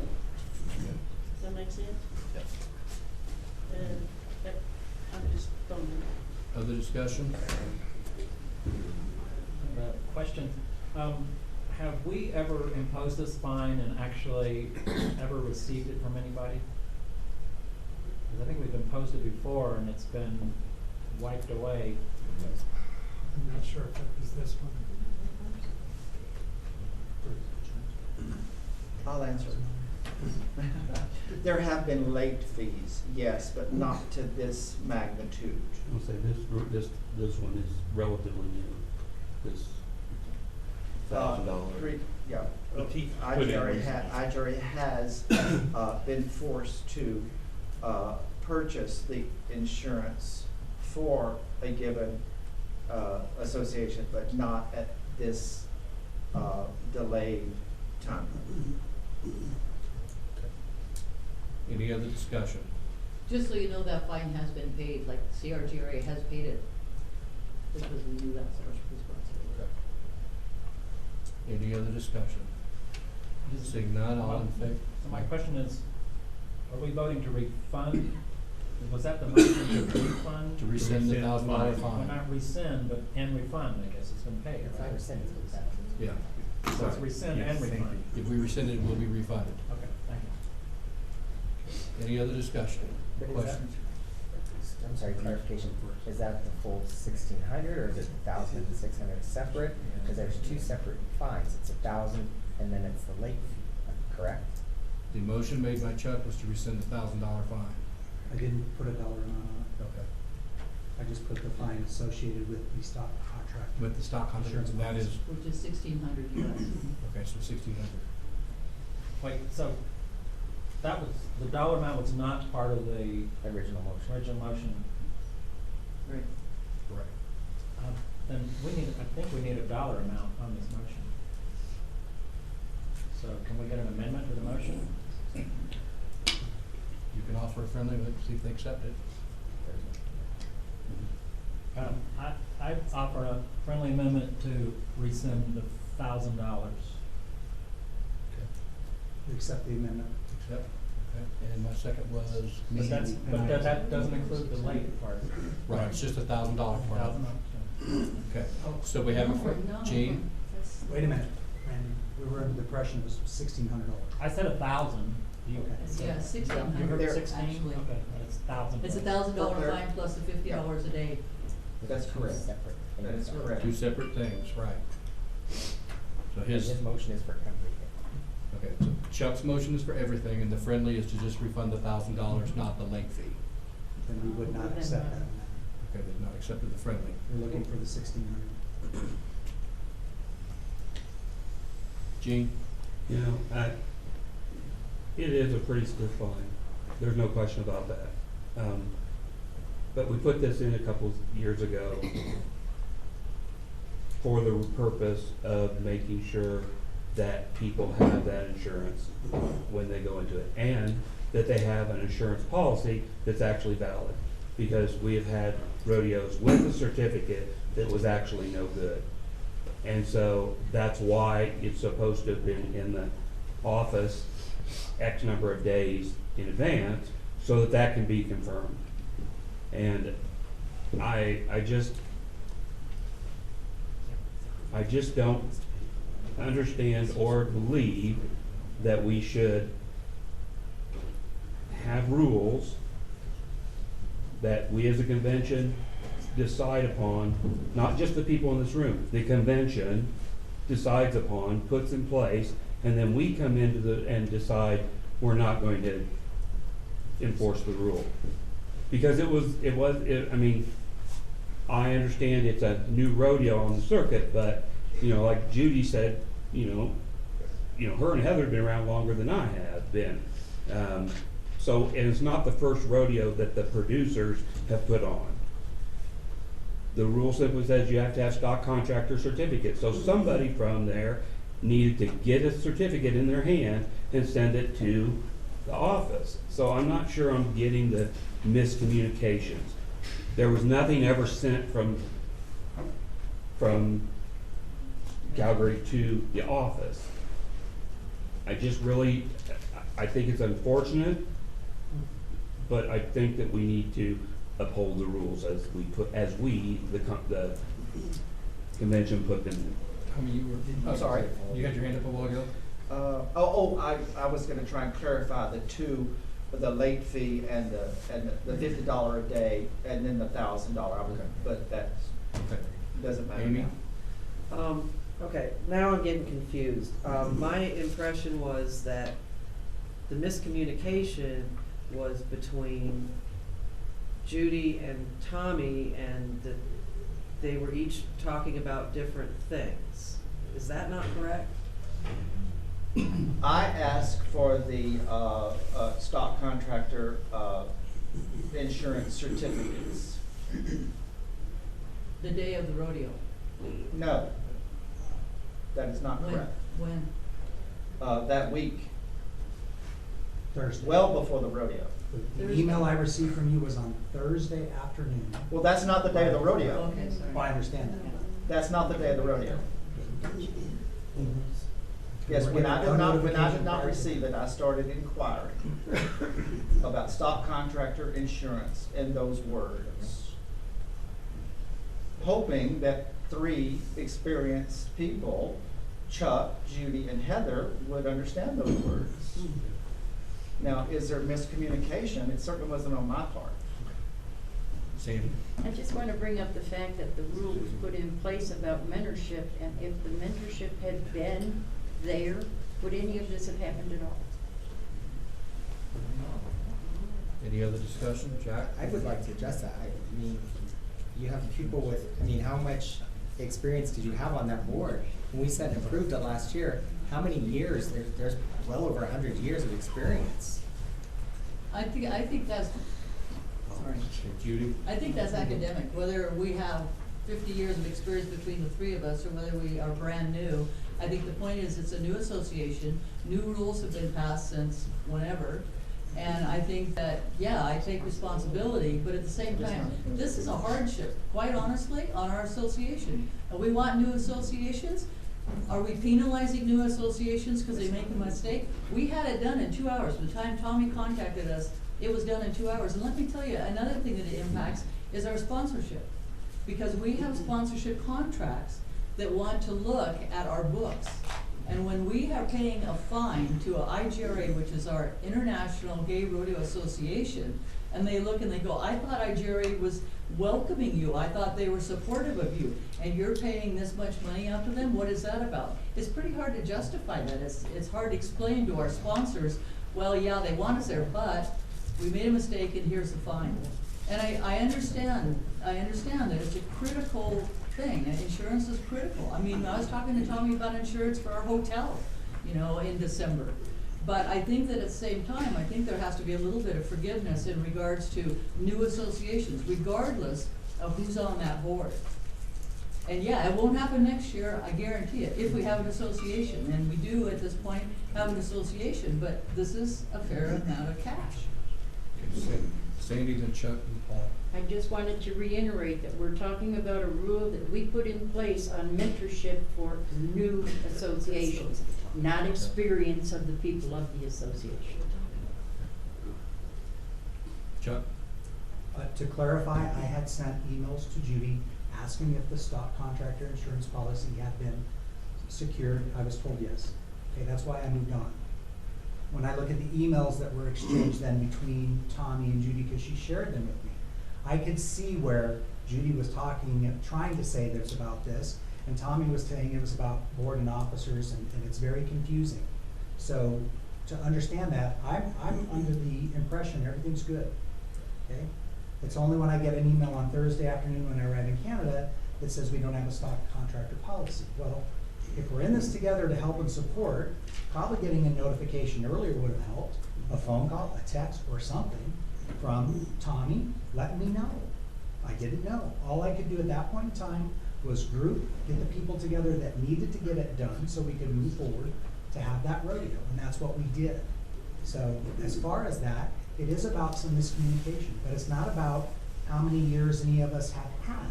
It's a new association, it's new people. They have not had a rodeo for 4 years, okay? And because of some of the complexities with Canada and insurance and everything else, which in Canada there's different laws that apply on that So in order to comply with IGRA, they had to purchase their insurance through Caleb. And I think that's where Judy was telling Tommy, oh yes, we always get this through Caleb. But I think Tommy was thinking that was about the board and officers and the additional director and officers. But that's just my interpretation. That's not what I many thought. emails that were going on, and I'm just trying to find a solution for that, so. Paul? I agree that the fine is very steep, but on the other hand, who was your stock contractor, and why did y'all not pass this fine on to them if they didn't provide you with certificate of insurance? Because I think that's a huge amount of money to put on our stock contract. But why didn't they give you the insurance whenever they did a contract with you guys though? Because they historically purchased it for the contractor through our insurance carrier, Caleb. Okay. Yes. Our Good stock, question. our stock contractors have the association, regardless of what association it is, get their insurance for them. The contractors do not insure themselves. Any other discussion? Is it not, for my education, is it not a flow down term or not a contract directly from the rule book about the insurance that goes into the stock contract? Oh, you did it. Was there an answer to that? I didn't hear if there was an answer. I believe, Michael can look, but I believe that is in our standing rules, is that flow down of that rule from our rule book goes in the stock contract. I would have to look, I don't have them with me. Yeah, I think it's, I think one rule you're thinking about is the description of the stock. Stock requirement. Stock description, fine, it's up to, It's up to the association. it's up to the association whether they wanna pass that on to their stock contractor. I know in Texas, we do have, in our contract, we have a phrase that states, any fine assigned, assessed to TGRA will be passed on to the stock contractor deducted from their final payment. That's ours. Amy? Randy, you're over 10 minutes. You know, regardless of people's past experience, whatever, blah, blah, blah, blah, blah. I think that it's not in our best interest to discourage participation. Some mistakes were made, it happens. I think that Calgary put out an incredibly good event. We want them to succeed, we want them to hold more events. Guys, time has been called, so we have a motion to extend time for discussion. If not, no motion to extend time? Okay, all in favor of? Wait, read the motion, please. Please. Michael, can you read the motion? Yep. Chuck Browning made a motion to rescind the fine of $1,600 assessed at the Calgary Rodeo.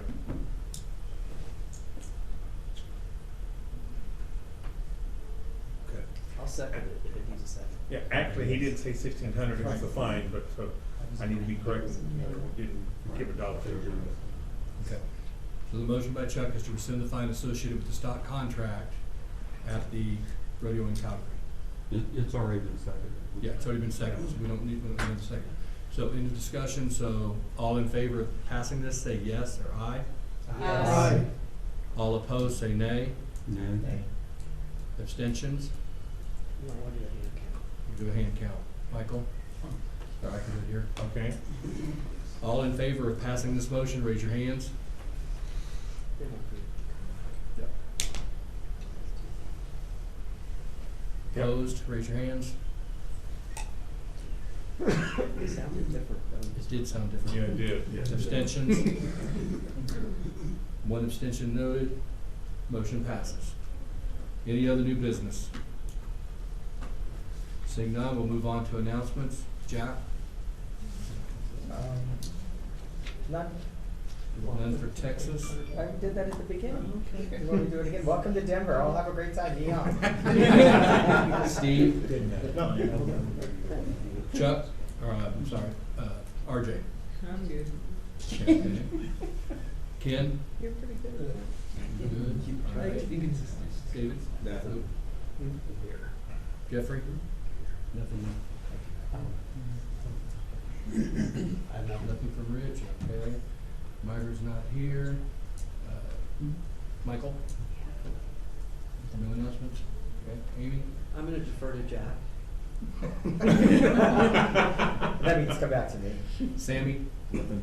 Once again, All right, don't leave it Keystone's out. not here, SRRA. Ken?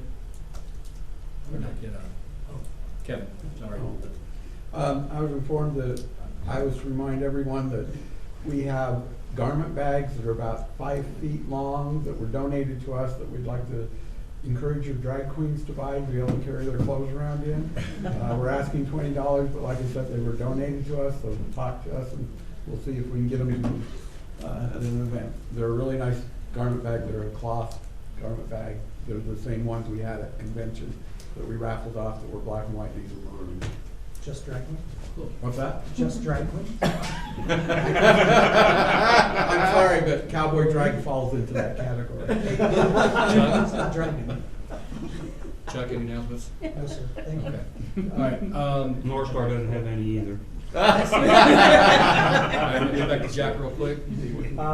For those of you that aren't aware, I think it's been pretty well publicized. The Saturday evening between 7 and 9, CJA along with the Hall of Fame and the Gay and Lesbian Rodeo Heritage Foundation will be hosting a 2-hour reception. They'll have the Hall of Fame archives out there.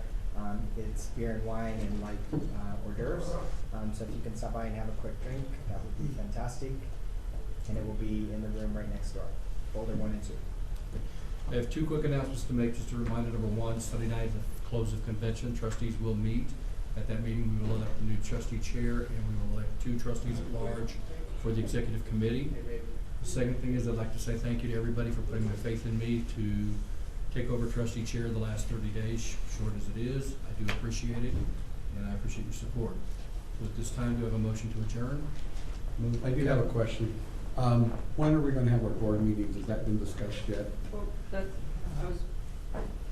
actually, we can call the, I told Michael we did forget that earlier. If, after we adjourn, if y'all wanna re-adjourn for a few minutes and we can do that, or we can do it on Sunday night. If everybody's in here, we can do it right now.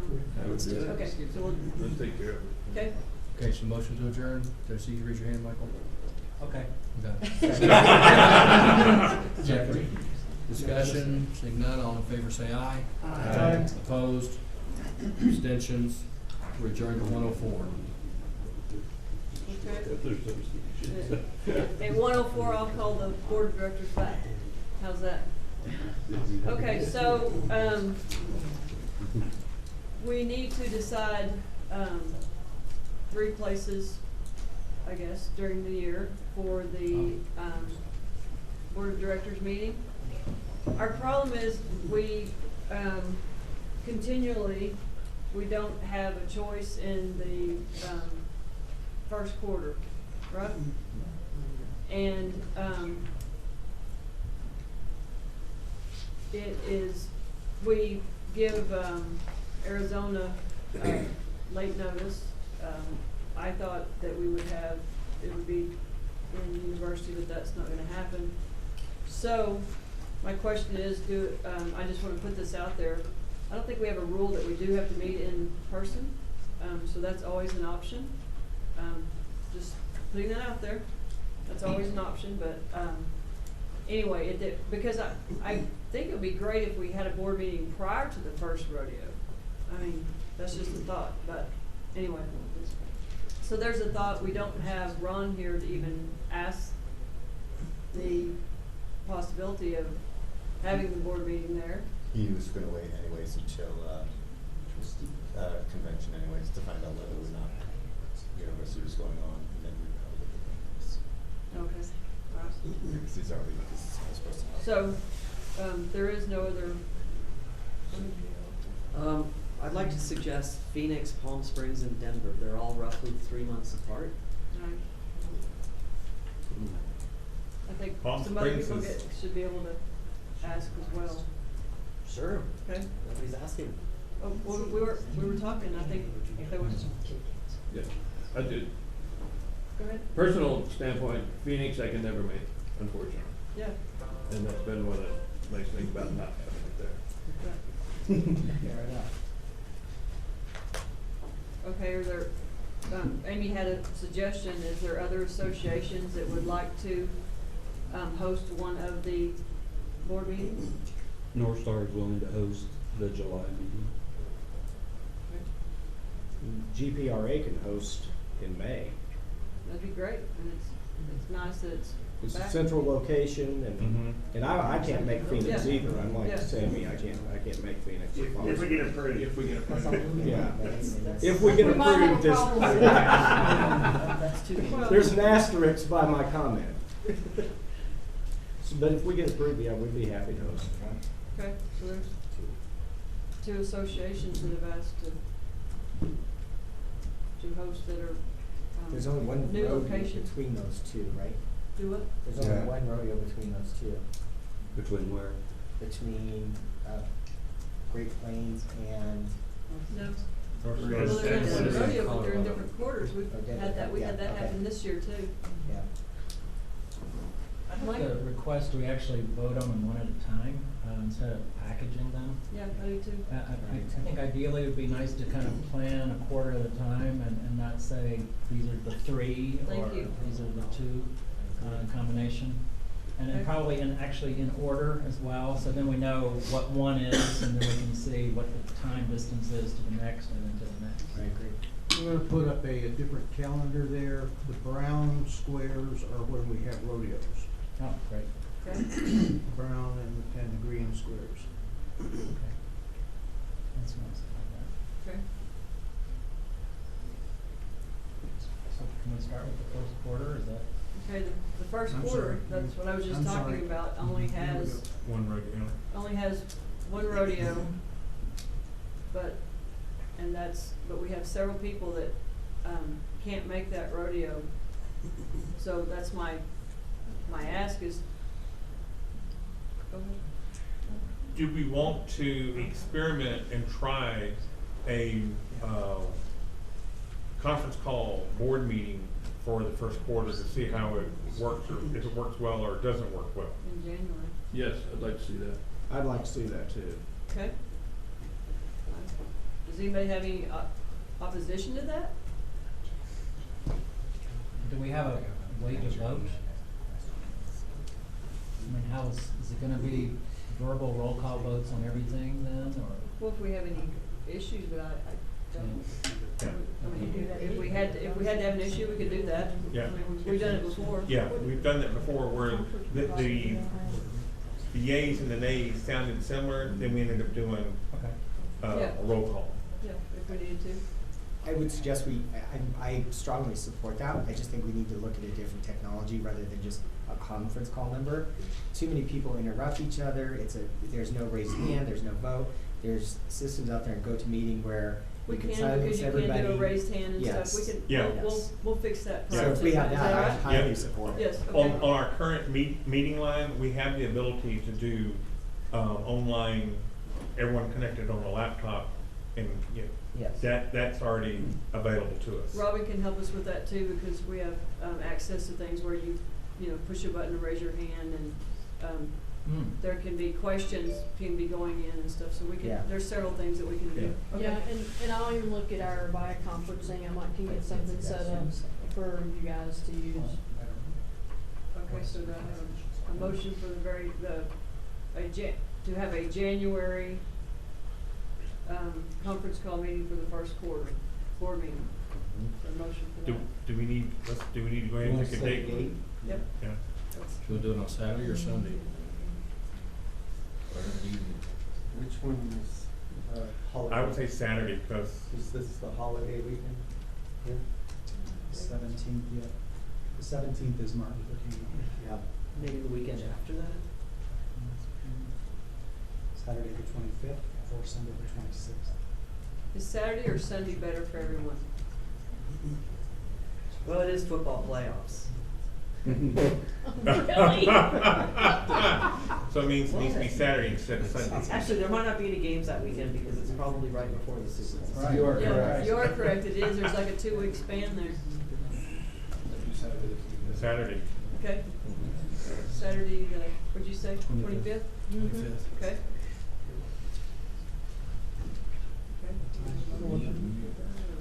For the time? Do we wanna do morning or afternoon?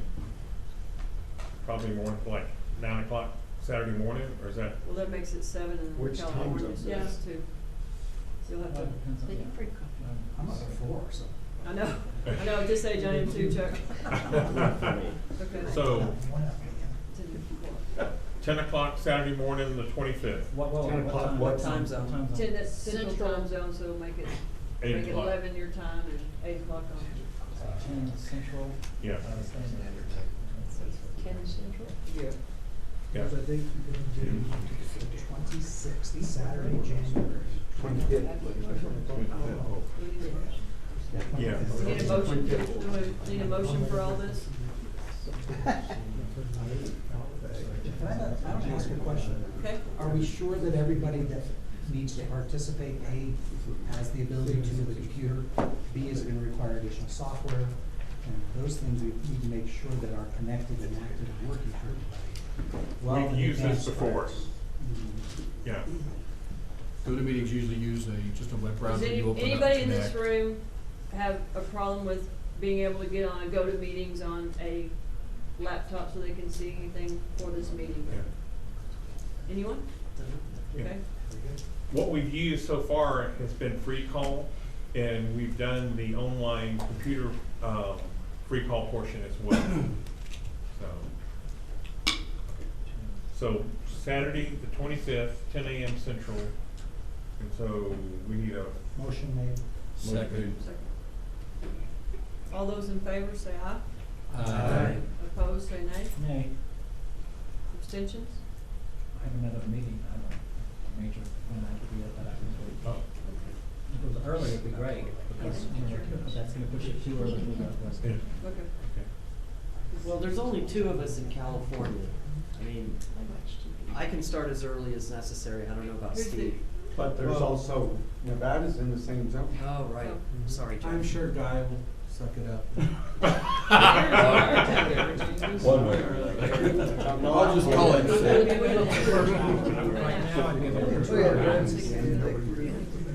So can we move it to 9 a.m.? Steve, Or even Steve, 9:30. if we started 1 hour earlier, would it be okay? Well, it's gonna be David Watson.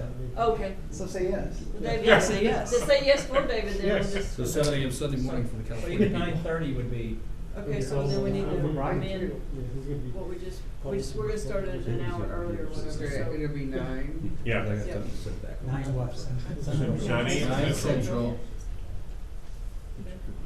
8 Mountain.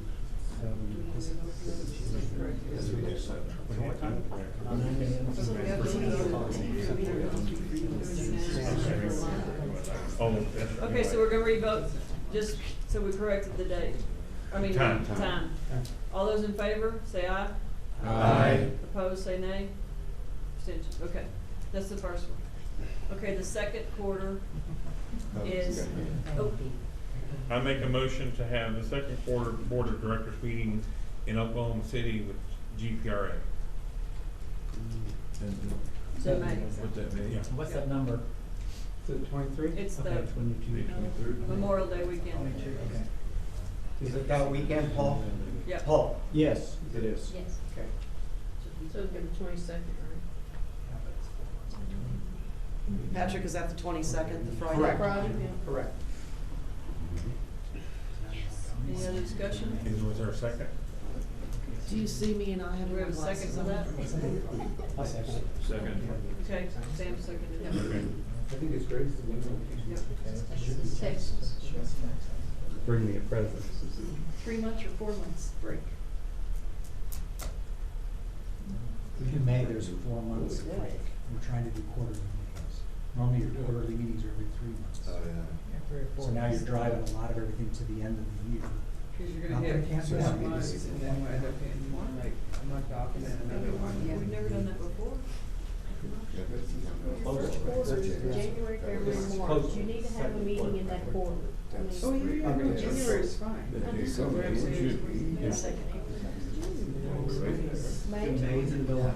Yeah, and That's fine.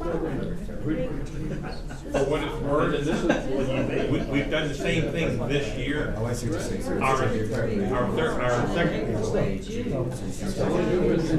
The only difference is, and it's not even that different, this is our last quarter meeting, isn't it? Yeah, so our last meeting was 4 months ago in July. Yeah. So we've it's had on four par, months. it's on Spans. par every quarter There's in the middle. rules about that.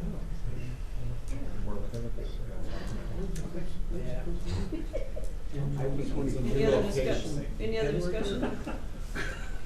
All those in favor say aye. Aye. Opposed, say nay. Nay. Passes. Okay, your next, Second one is where? in Oklahoma City. Okay.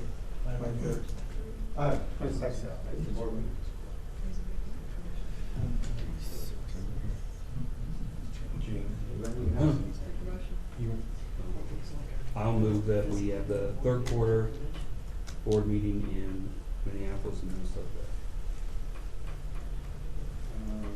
It's on, I'm trying to find the date. 25th. 25th. 25th. So the date of the board meeting would be the 24th. 24th, yeah, 24th. Of July. July. July. It's Friday. I will not make that meeting. He's definitely not gonna be there without us. Your executive assistant will have to do that one for you. What day is that on July? Friday. Friday, 24th. 24th? Four. Yeah.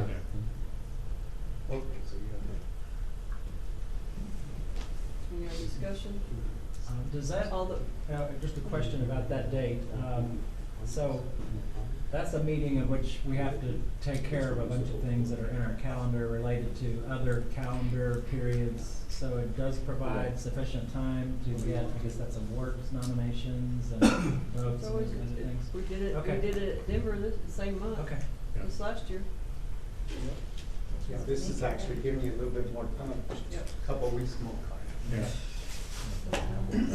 Gene, who was your second? Do we have a second on the Minneapolis? Second. Oh, wait, I'm sorry. Yep. Yeah, go ahead. I got sidetracked. All those in favor say aye. Aye. Opposed, say nay. Nay. Okay. Motion to adjourn. So moved. All those in favor say aye. Aye. Opposed, say nay. We're adjourned. Yes, sir. No idea.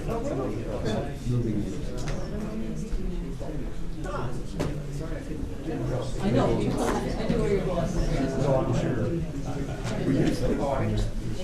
then, Hold on.